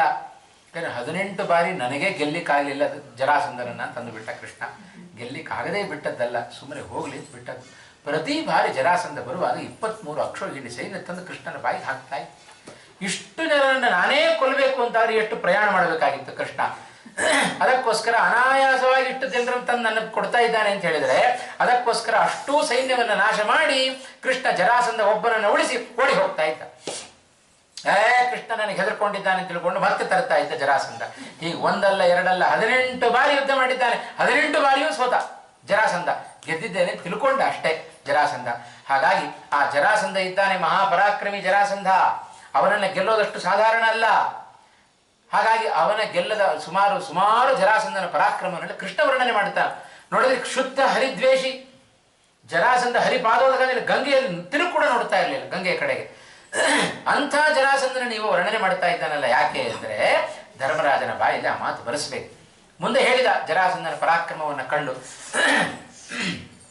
ಕೃಷ್ಣ ರಾಜಸೂಯ ಯಾಗ ಮಾಡ್ತೇನೆ ಅಂತ ಹೇಳಿದೆ, ಆದರೆ ಈಗ ಮಾಡೋದಿಲ್ಲ, ಜರಾಸಂಧ ಸತ್ ಮೇಲೆ ಮಾಡ್ತೇನೆ ಅಂತಂದು ಬಿಟ್ಟ ಧರ್ಮರಾಜ. ಪಕ್ಕದಲ್ಲಿ ನಿಂತದ್ದು ಭೀಮಸೇನ ಹೇಳ್ತಾನೆ, ಅಣ್ಣ ನಿನ್ನ ಮಾತನ್ನು ವಾಪಸ್ ತೆಗೆದುಕೋ. ಯಾಕೆ ಅಂದರೆ ಒಬ್ಬ ವ್ಯಕ್ತಿ ತಾನು ಉನ್ನತವಾದ ಸ್ಥಾನ ಪಡಿಬೇಕು ಅಂತಾದರೆ ಹರೇರನುಗ್ರಹೋಜ್ಜಿತಾ ಮಹಾನುಭಾವ ವರ್ಜಿತಾ ಹರೇರನುಗ್ರಹೋಜ್ಜಿತಾ ಮಹಾಪ್ರಯತ್ನ ವರ್ಜಿತಾ ಜನಾ ನ ಜಗ್ಮುರುನ್ನತಿಂ. ಇದು ಶ್ರೀಮದ್ ಆಚಾರ್ಯರ ತಾತ್ಪರ್ಯದ ಮಾತಿದು. ಮಹಾನುಭಾವರ ಅನುಗ್ರಹ ಇಲ್ಲ ಅಂತಾದರೆ, ಭಗವಂತನ ಅನುಗ್ರಹ ಇಲ್ಲ ಅಂತಾದರೆ, ಮಹಾಪ್ರಯತ್ನ ಇಲ್ಲ ಅಂತಾದರೆ ಯಾರು ಮೇಲೆ ಬರಲಿಕ್ಕೆ ಸಾಧ್ಯ ಇಲ್ಲ. ನಮ್ಮ ಪಾಲಿಗೆ ಮಹಾನುಭಾವ ಇದೇ ಕೃಷ್ಣ ಎದುರುಗಡೆ ನಿಂತುಕೊಂಡಿದ್ದಾನೆ, ಅವನೇ ಹರಿ. ಹಾಗಾಗಿ 2 ಬಂದು ಬಿಡುತ್ತು, ಇನ್ನು ಒಂದು ಪ್ರಯತ್ನ ಮಾಡೋಣ, ನಮಗೆ ಜಯ ಖಂಡಿತ ಅಂತಂದ ಭೀಮಸೇನ. ಇದು ಭೀಮಸೇನನ ಜಾಗೃತವಾದ ಬುದ್ಧಿ ಹೇಗಿದೆ ಭಗವಂತನ ಬುದ್ಧಿ. ಆದ್ದರಿಂದಲೇ ಭೀಮಸೇನನ ವಾಯು ಜೀವೋತ್ತಮತ್ವವನ್ನು ತೋರಿಸಿಕೊಡಬೇಕಾಗಿತ್ತು. ಅದಕ್ಕೋಸ್ಕರ ಭೀಮಸೇನನನ್ನು ಹೀಗೆ ಬಿಟ್ಟ. ಧರ್ಮರಾಜನ ಬಳಿಯಲ್ಲಿ ಜರಾಸಂಧನನ್ನು ಹೊಗಳಿದ್ದೇ ಈ ಉದ್ದೇಶಕ್ಕೋಸ್ಕರ. ಕೃಷ್ಣ ಪರಮಾತ್ಮ ಜರಾಸಂಧನ ಸಂಹಾರ ಆಯಿತು, ರಾಜಸೂಯ ಯಾಗ ಮಾಡಬೇಕು ಅಂತಾಯಿತು. ಎಲ್ಲರಿಗೂ ಒಂದೊಂದು ಕೆಲಸವನ್ನು ಕೃಷ್ಣ ತಾನೇ ವಹಿಸಿಕೊಟ್ಟ. ಭೀಮಸೇನಿಗೆ ಹೇಳಿದ, ಅಡಿಗೆ ಕೆಲಸವನ್ನು ನೀನೇ ಇಟ್ಕೋ. ಯಾಕೆಂದರೆ ಭೀಮಸೇನ ಸ್ವಯಂ ಪಾಕ, ಯಾರು ಮಾಡಿದ ಅಡುಗೆಯನ್ನು ಊಟ ಮಾಡ್ತಾ ಇಲ್ಲ. ಹಾಗಾಗಿ ನೀನೇ ಅಡುಗೆ ಮಾಡು, ನೀನೇ ಎಲ್ರಿಗೂ ಬಡಿಸಿಬಿಡು. ನಿನ್ನ ಅಡುಗೆ ನೀನೇ ಊಟ ಮಾಡು. ಅಡಿಗೆ ಕೆಲಸವನ್ನು ಭೀಮಸೇನಿಗೆ ಕೊಟ್ಟ. ಅರ್ಜುನನಿಗೊಂದು ಕೆಲಸ, ನಕುಲ ಸಹದೇವನಿಗೊಂದು ಕೆಲಸ. ಆಮೇಲೆ ದುರ್ಯೋಧನನ ಸರದಿ ಬಂತು. ದುರ್ಯೋಧನನ ಕರೆದು ಹೇಳ್ತಾ ಇದ್ದ, ಈ ರಾಜಸೂಯಾಗಕ್ಕೆ ಬರುವ ಎಲ್ಲ ಸಂಪತ್ತಿನ ಪಟ್ಟಿಯನ್ನು ನೀನು ಮಾಡು ಅಂತ ಹೇಳಿದ.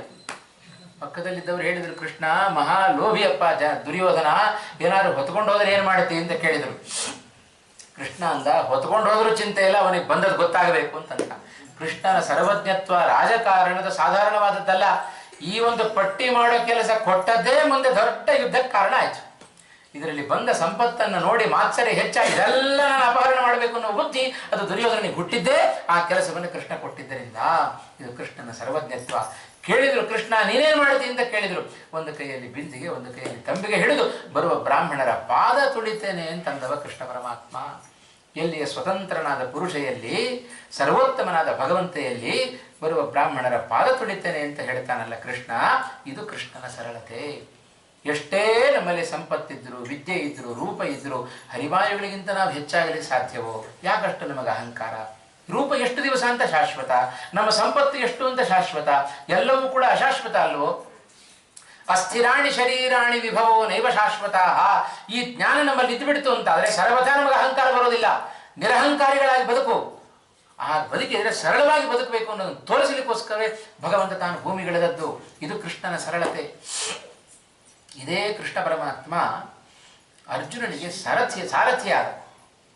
ಇದರಲ್ಲೇನು ವಿಶೇಷತೆ ಅಂತ ನಮಗೆ ಅನ್ನಿಸಬಹುದು. ಈ ಕೃಷ್ಣ ಅರ್ಜುನನಿಗೆ ಸಾರಥಿಯಾದ ಅನ್ನೋದ್ರಲ್ಲಿ ವಿಶೇಷತೆ ಅಲ್ಲ. ಅದು ನಮಗೆ ಗೊತ್ತಾಗೋದು ಯಾವಾಗ ಅಂದರೆ, ಕರ್ಣಾರ್ಜುನನಿಗೆ ಯುದ್ಧ ಆಗ್ತಾ ಇದೆ. ಯುದ್ಧ ಆಗುವಾಗ ಕರ್ಣ ಸೋತ್ ಬರ್ತಾ ಇದ್ದ. ದುರ್ಯೋಧನ ಕೇಳಿದ, ಅಲ್ಲಪ್ಪ ನೀನು ಗೆಲ್ಲು ಅಂತ ನಿನ್ನನ್ನು ಕಳಿಸಿದರೆ ಸೋತ್ ಬರ್ತಾ ಇದೆಯಲ್ಲ ಯಾಕೆ ಅಂತ ಕೇಳಿದ. ಕರ್ಣ ಹೇಳಿದ, ನನಗೂ ಕೃಷ್ಣನಂಥ ಸಾರಥಿ ಇದ್ರೆ ನಾನು ಗೆಲ್ತೇನೆ ಅಂತ ತನ್ನ ಅಸಾಮರ್ಥ್ಯವನ್ನ ಸಾರಥಿಯ ಮೇಲೆ ಹಾಕಿಬಿಟ್ಟ. ಏನು ಮಾಡಬೇಕು? ಕೃಷ್ಣನನ್ನು ಮತ್ತೆ ಕರ್ಕೊಂಡು ಬರ್ಲಿಕ್ಕಂತೂ ಆಗೋದಿಲ್ಲ. ಅವಕಾಶ ಸಿಕ್ಕಾಗ ನಾನು ಬೇಡ ಅಂತ ಕೈ ಬಿಟ್ಟಾಯ್ತು. ಮತ್ತೊಮ್ಮೆ ಕೃಷ್ಣ ಸಿಗೋದಿಲ್ಲ. ಅದಕ್ಕೆ ಏನು ಮಾಡಬೇಕು ಅಂತ ಕೇಳಿದ. ಆಗ ಕರ್ಣ ಹೇಳ್ತಾನೆ, ಶಲ್ಯ ನನಗೆ ಸಾರಥಿ ಆದರೆ ನಾನು ಅರ್ಜುನನನ್ನು ಗೆಲ್ತೇನೆ ಅಂತಂದ. ಇವ ಹೋದ ದುರ್ಯೋಧನ ಶಲ್ಯನ ಬಳಿಗೆ ಹೋಗಿ ಹೇಳ್ತಾ ಇದ್ದ, ಶಲ್ಯ ನೀನು ಕರ್ಣನಿಗೆ ಸಾರಥಿಯಾಗಬೇಕು ಅಂತ ಹೇಳಿದ. ಶಲ್ಯನಿಗೆ ಸಿಟ್ಟು ಬಂತು. ಮದ್ರ ದೇಶದ ರಾಜನಾದ ನಾನು ಮತ್ತೊಬ್ಬನಿಗೆ ಸಾರಥಿ ಆಗೋದು ಆಗೋದಿಲ್ಲ ಅಂತ ಅಂದುಬಿಟ್ಟ ಶಲ್ಯ. ಅದಕ್ಕೆ ದುರ್ಯೋಧನ ಸ್ವಲ್ಪ ರಾಗ ತೆಗೆದ. ಸ್ವಲ್ಪ ಆಲೋಚನೆ ಮಾಡು, ಅಂತ ಸರ್ವೋತ್ತಮನಾದ ಕೃಷ್ಣನೇ ಅರ್ಜುನನಿಗೆ ಸಾರಥಿಯಾಗಿದ್ದಾನಂತೆ. ಇಷ್ಟು ಹೇಳಿ ನಿಲ್ಲಿಸಿಬಿಟ್ಟ. ನೀನೇನು ಮಹಾ ಅಂತ ಅರ್ಥ. ಅದಕ್ಕೆ ಕೃಷ್ಣನನ್ನ ಸರ್ವೋತ್ತಮ ಅಂತ ಹೇಳಬೇಕು ಅನ್ನೋ ದುರ್ಯೋಧನ ಉದ್ದೇಶ ಅಲ್ಲ, ಅವನನ್ನು ಒಪ್ಪಿಸಬೇಕು ಅನ್ನೋ ದುರ್ಯೋಧನ ಉದ್ದೇಶ. ಅಷ್ಟು ಅಂಥ ಒಳ್ಳೆ ಬುದ್ಧಿ, ಸರ್ವೋತ್ತಮತ್ವದ ಜ್ಞಾನ ದುರ್ಯೋಧನಿಗೆ ಎಲ್ಲಿಂದ ಬರಬೇಕು? ಹಾಗಾಗಿ ಶಲ್ಯ ಆಲೋಚನೆ ಮಾಡಿದ. ಹೌದಲ್ಲ ಅಂತ ಅನ್ನಿಸ್ತು. ಅರ್ಜುನನಿಗೆ ಕರ್ಣನಿಗೆ ಸಾರಥಿಯಾದ ಮತ್ತು ಅವನ ಸಂಹಾರಕ್ಕೆ ತಾನೇ ಕಾರಣ ಆಗ್ತಾನೆ. ಅದು ಬೇರೆ ಪ್ರಶ್ನೆ.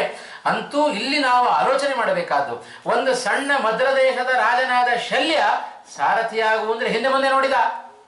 ಇಡೀ ಜಗತ್ತಿಗೆ ಸ್ವಾಮಿಯಾದ ಕೃಷ್ಣ ಅರ್ಜುನನ ಸಾರಥಿಯಾಗಿದ್ದಾನೆ ಅಂತ ಹೇಳಿದ್ರೆ ಎಷ್ಟು ಸರಳನಾಗಿದ್ದಾನೆ ಕೃಷ್ಣ ಪರಮಾತ್ಮ.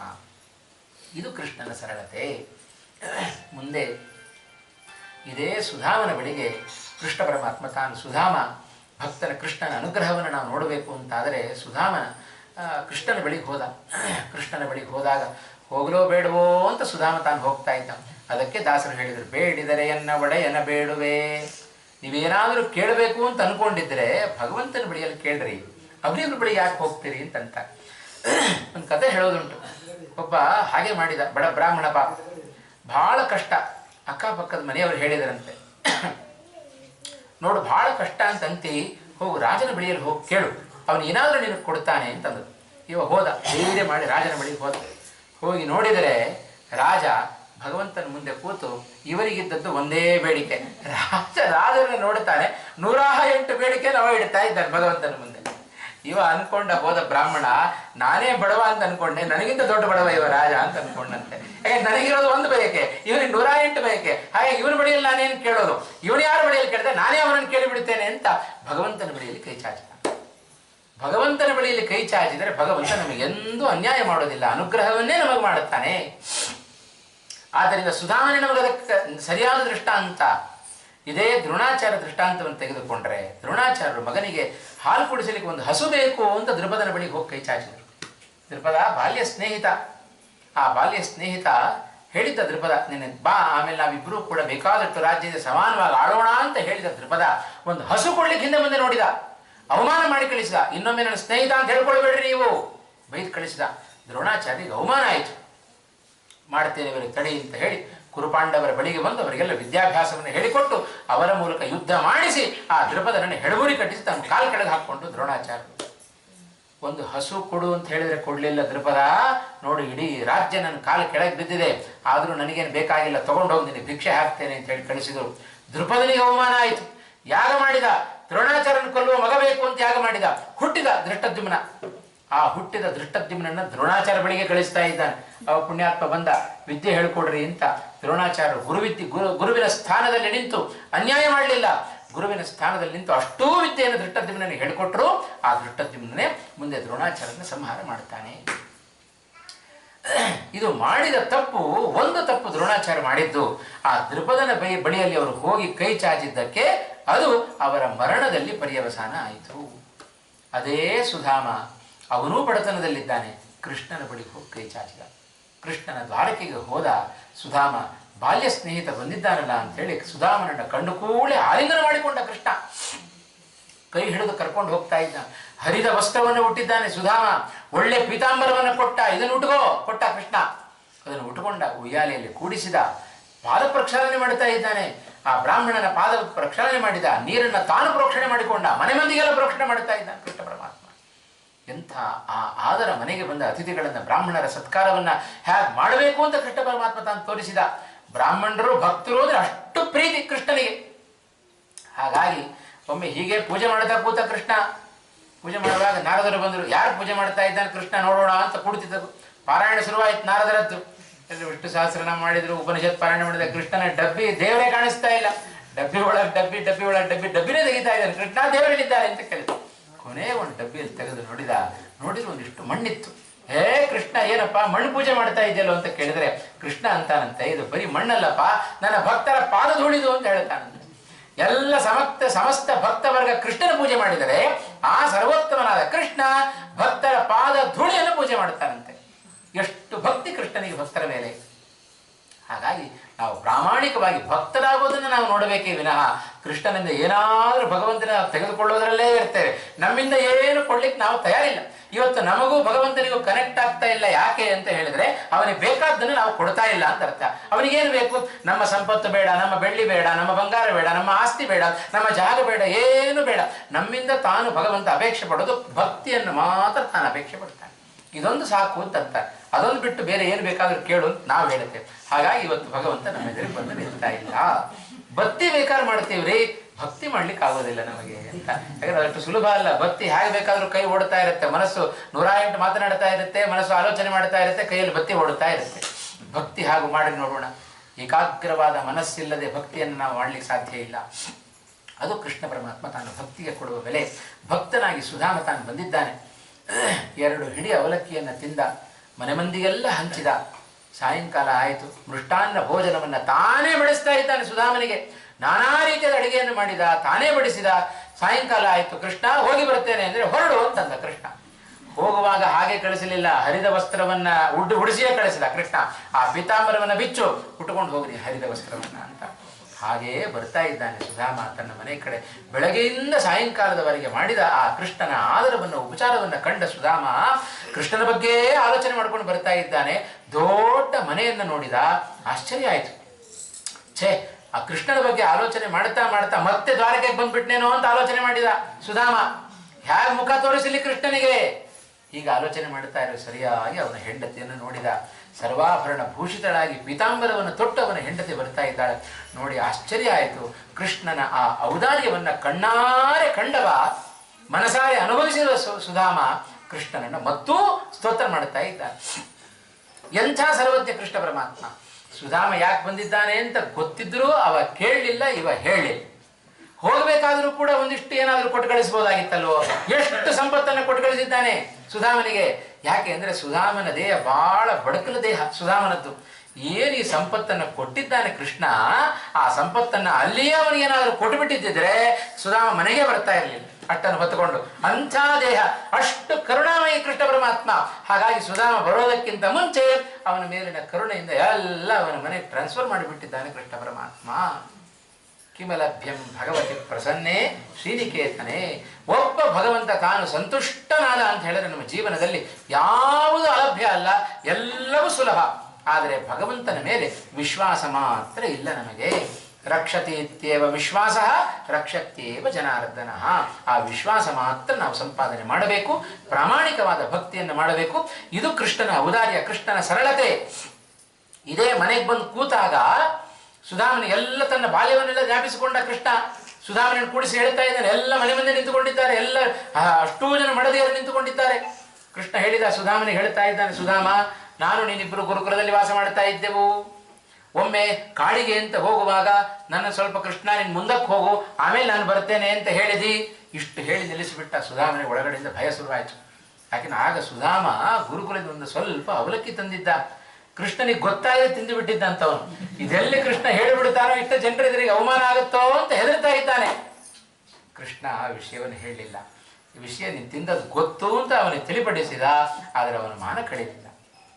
ಕೃಷ್ಣ ತನಗೆ ಬಿಂಕ ಬಿಗುಮಾನ ಇಲ್ಲ, ತಾನು ಮಾನವನ್ನೆಲ್ಲ ಬಿಟ್ಟಿದ್ದಾನೆ. ಆದರೆ ತನ್ನ ಭಕ್ತರ ಮಾನವನ್ನು ಎಂದೂ ಕಳೆಯೋದಿಲ್ಲ. ಮಾನಂ ದದಾತೀತಿ ಮಾನದಃ. ಮಾನಿ ಅಮಾನಿ, ತಾನು ಮಾನ ಇಟ್ಕೊಳ್ಳಿಲ್ಲ, ಭಕ್ತರಿಗೆ ಮಾನವನ್ನು ಕೊಡ್ತಾನೆ. ಅತಯೇವ ಸಹ ಲೋಕೆ ಮಾನ್ಯ. ಅಮಾನಿ ಮಾನದೋ ಮಾನ್ಯ ಅಂತ ಅವರನ್ನು ನಾವು ಕೊಂಡಾಡುತ್ತೇವಲ್ವೋ. ಇದು ಕೃಷ್ಣನ ಸರಳತೆ, ಕೃಷ್ಣನ ಔದಾರ್ಯ. ಎಷ್ಟು ಕೃಷ್ಣನ ಬಗ್ಗೆ ಪಾಂಡವರು ಭಕ್ತಿಯನ್ನು ಮಾಡಿದ್ದಾರೆ ಅಂತ ಹೇಳಿದರೆ, ಎಲ್ಲ ಕೃಷ್ಣರು ಪಾಂಡವರು ದ್ಯೂತವನ್ನು ಆಡೋ ತನಕ ಇದ್ದ. ಇನ್ನೇನು ಹೇಳಿಕೆ ಬರುತ್ತೆ ಅಂತ ಗೊತ್ತಾದ ಕೂಡ ಕೃಷ್ಣ ಹೋಗಿಬಿಟ್ಟು ಮತ್ತೆ ಇವರೆಲ್ಲ ದ್ಯೂತ ಆಡಿದ್ರು, ಸೋತರು, ವನವಾಸಕ್ಕೆ ಬಂದರು. ಎಲ್ಲ ಪಾಂಡವರು ಹೇಗಿದ್ದಾರೆ ನೋಡೋಣ ಅಂತ ಆಮೇಲೆ ಬರ್ತಾನೆ. ಧರ್ಮರಾಜನ ಬಳಿಗೆ ಬಂದು ಕೇಳಿದ ಕೃಷ್ಣ, ಧರ್ಮರಾಜ ಹೇಗಿದ್ಯಪ್ಪ ಅಂತ ಕೇಳ್ತಾನೆ. ಬೇರೆ ಯಾರಾದರೂ ಆಗಿದ್ರೆ ಚೆನ್ನಾಗಿ ಬೈದು ಬಿಡ್ತಾ ಇದ್ರೋ ಏನು. ಧರ್ಮರಾಜ ಹೇಳಿದ, ಕೃಷ್ಣ, ಎಲ್ಲಿಯವರೆಗೆ ನೀನು ನಮ್ಮನ್ನು ಸ್ಮರಿಸ್ತಾ ಇರ್ತೀವೋ ಅಲ್ಲಿವರೆಗೂ ನಾವು ಚೆನ್ನಾಗಿರ್ತೀವಿ ಅಂತ ಅಂದ್ಬಿಟ್ಟ ಧರ್ಮರಾಜ. ಹಾಗಾಗಿ ನಾವು ಆಲೋಚನೆ ಮಾಡಬೇಕಾದ್ದು, ನಾವು ಈಗ ಚೆನ್ನಾಗಿದ್ದೇವೆ ಅಂತ ಹೇಳಿದರೆ ಕೃಷ್ಣನ ಸ್ಮರಣೆಯಲ್ಲಿ ನಾವಿದ್ದೇವೆ ಅಂತ ಅರ್ಥ. ಒಂದು ಕ್ಷಣ ನಮಗೆ ದುಃಖ ಬಂತೋ ಭಗವಂತನ ದೃಷ್ಟಿ ಬೇರೆ ಕಡೆ ಹೋಗಿದೆ ಅಂತ ಅರ್ಥ ಮಾಡಬೇಕು. ಇದರ ಬಲಿಚಕ್ರವರ್ತಿ ಹೇಳ್ತಾನೆ ಈ ಮಾತನ್ನ. 3 ಪಾದವನ್ನ ಬಲಿಚಕ್ರವರ್ತಿ ದಾನ ಮಾಡಿದ. ಪುಟ್ಟ ಪಾದ ವಾಮನನ ಪಾದ. ಎಲ್ಲಿ ಅಳಿತಾನೆ ಅಂತ ನೋಡಿದೀವ, ಅಳಿಲಿಲ್ಲ, ಬೆಳಿಲಿಕ್ಕೆ ಶುರು ಮಾಡಿದ. ಎಲ್ಲ ದೈತ್ಯರೇ ಸಿಟ್ಟು ಬಂತು, ಎಲ್ಲರೂ ಯುದ್ಧಕ್ಕೆ ಹೋದ್ರು. ಆಗ ಎಲ್ಲ ದೈತ್ಯರನ್ನು ವಾಪಸ್ ಕರೀತಾ ಇದ್ದಾನೆ ಬಲಿಚಕ್ರವರ್ತಿ. ಬರ್ರಿ ವಾಪಸ್ಸು. ಯಾಕೆ ಅಂದರೆ ಈಗ ಹೋದರೆ ನಮಗೇ ಹಾನಿ ಹೊರತು ಅವನಿಗೇನು ಆಗೋದಿಲ್ಲ. ಯಾಕೆ ಅಂದರೆ ಇಷ್ಟು ದಿವಸ ನಾವು ಚೆನ್ನಾಗಿದ್ವಿ. ಯಾಕೆ ಅಂದರೆ ಈ ಪುಣ್ಯಾತ್ಮನ ದೃಷ್ಟಿ ನಮ್ಮ ಮೇಲಿತ್ತು. ಈಗ ಇವನ ದೃಷ್ಟಿ ದೇವತೆಗಳ ಮೇಲೆ ಬಿದ್ದಿದೆ. ಹಾಗಾಗಿ ನಮಗೇನು ಮಾಡಿದರೂ ಕೂಡ ಇದು ಸಾರ್ಥಕ ಆಗೋದಿಲ್ಲ. ಎಲ್ಲ ವಾಪಸ್ ಬರ್ರಿ ಅಂತ ಕರೆದ ಬಲಿಚಕ್ರವರ್ತಿ. ಈ ಒಂದು ಭಾಗವತ ಹೇಳಿದ ಈ ಒಂದು ಮಾತು ನಮ್ಮ ಜೀವನಕ್ಕೆ ಎಷ್ಟು ಪ್ರಸ್ತುತವಾಗಿದೆ. ಪುರಾಣ ಇತಿಹಾಸಗಳು ನಾವು ಹಾಗೆ ಆಲೋಚನೆ ಮಾಡಬೇಕು. ಸುಖವಿದ್ದ ನಮ್ಮ ಎಷ್ಟು ದುರಂತದ ಜೀವನ ನೋಡ್ರಿ. ಸುಖ ಬಂದಾಗ ಭಗವಂತನನ್ನು ಮರೀತೇವೆ, ದುಃಖ ಬಂದಾಗ ಭಗವಂತನನ್ನು ಬೈತೇವೆ. ಎರಡೂ ಸಮಯದಲ್ಲಿ ಭಗವಂತನನ್ನು ನಾವು ಸರ್ವಥಾ ಮರಿಬಾರದು. ಸುಖದಲ್ಲಿದ್ದೇವೆ ಅಂತ ಹೇಳಿದರೆ ಓ ಭಗವಂತ ನಮ್ಮನ್ನು ನೋಡ್ತಾ ಇದ್ದಾನೆ ಅಂತ ನಾವು ಭಾವಿಸಬೇಕು. ದುಃಖ ಬಂತೋ ಓ ಭಗವಂತನ ದೃಷ್ಟಿ ಬೇರೆ ಕಡೆ ಹೋಗಿದೆ. ಏನು ಮಾಡಬೇಕು? ನಿಂದನೆ ಮಾಡೋದಲ್ಲ, ಮತ್ತೆ ಸ್ತೋತ್ರ ಮಂತ್ರಗಳನ್ನು ಹೇಳ್ತಾ, ಜಪತಪಾದಿಗಳನ್ನು ಮಾಡ್ತಾ, ವ್ರತ ನಿಯಮಗಳನ್ನು ಅನುಷ್ಠಾನ ಮಾಡ್ತಾ ಆ ಮತ್ತೊಂದು ಕಡೆ ತಿರುಗಿಸಿದ ಕೃಷ್ಣನ ದೃಷ್ಟಿಯನ್ನ ಮತ್ತೆ ನಮ್ಮ ಕಡೆಗೆ ತಿರುಗಿಸಿಕೊಳ್ಳುವಂತೆ ಮಾಡಬೇಕು.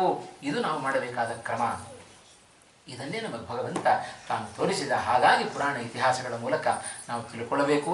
ಇಂಥ ಕೃಷ್ಣನ ಸರಳತೆ, ಅವನ ಗುಣಗಳು, ಅವನ ವ್ಯಕ್ತಿತ್ವ, ಅವನ ಮಹಿಮೆ, ಇದನ್ನೆಲ್ಲ ನೋಡ್ತಾ ನೋಡ್ತಾ ಹೋದರೆ ಅದು ಮುಗಿಯದ ಕಥೆ. ಅದು ಕೃಷ್ಣನ ಕಥೆ, ಮುಗಿಯುವ ಕಥೆ. ಅದು ನಮ್ಮ ಕಥೆ. ಸಮಯವೂ ಬಹಳಷ್ಟು ಮುಗಿದಿದೆ. ಹಾಗಾಗಿ ಇಂಥ ಕೃಷ್ಣ ಪರಮಾತ್ಮ ಮಥುರಾ ಪಟ್ಟಣಕ್ಕೆ ಹೋದ. ಕಂಸನನ್ನು ಅನಾಯಾಸವಾಗಿ ಸಂಹಾರ ಮಾಡಿಬಿಟ್ಟ. ಇದು ಕೃಷ್ಣನ ಕಥೆ ಪ್ರಾರಂಭ ಆದದ್ದೇ ಜಾತಃ ಕಂಸವಧಾರ್ಥಾಯ.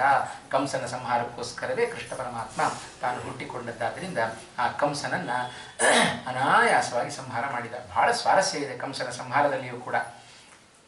ಒಂದೇ ಒಂದು ಹನಿ ರಕ್ತ ಪಾತವಾಗದಂತೆ ಕೃಷ್ಣ ಕಂಸನನ್ನು ಕೊಂದ. ಇದು ಯಾಕೆ ಹಾಗೆ ಮಾಡಿದ ಅಂದರೆ, ಒಂದು ಸಣ್ಣ ಗಾಯ ಕಂಸನ ದೇಹದಲ್ಲಿ ಆಗಿಬಿಡ್ತು ಅಂತಾದರೆ ಅವನಿಗೆ ವೀರ ಸ್ವರ್ಗ ಕೊಡಬೇಕಾಗತ್ತೆ. ರಣರಂಗದಲ್ಲಿ ಏನಾದರೂ ಗಾಯ ಆಗಿ ವೀರಾವೇಶದಿಂದ ಹೋರಾಡಿ ಸತ್ತರೆ ಅವನಿಗೆ ವೀರ ಸ್ವರ್ಗ ಪ್ರಾಪ್ತಿ ಆಗುತ್ತೆ. ಕಂಸ ಮಹಾಪಾಪಿ, ಅವನಿಗದು ಸಿಗಬಾರದು. ಅದಕ್ಕೋಸ್ಕರ ಒಂದೇ ಒಂಚೂರು ಸಣ್ಣ ಗಾಯ ಕಂಸನ ದೇಹದಲ್ಲಿ ಆಗದಂತೆ ಕೃಷ್ಣ ಪರಮಾತ್ಮ ಅವನನ್ನು ಸಂಹಾರ ಮಾಡಿದ.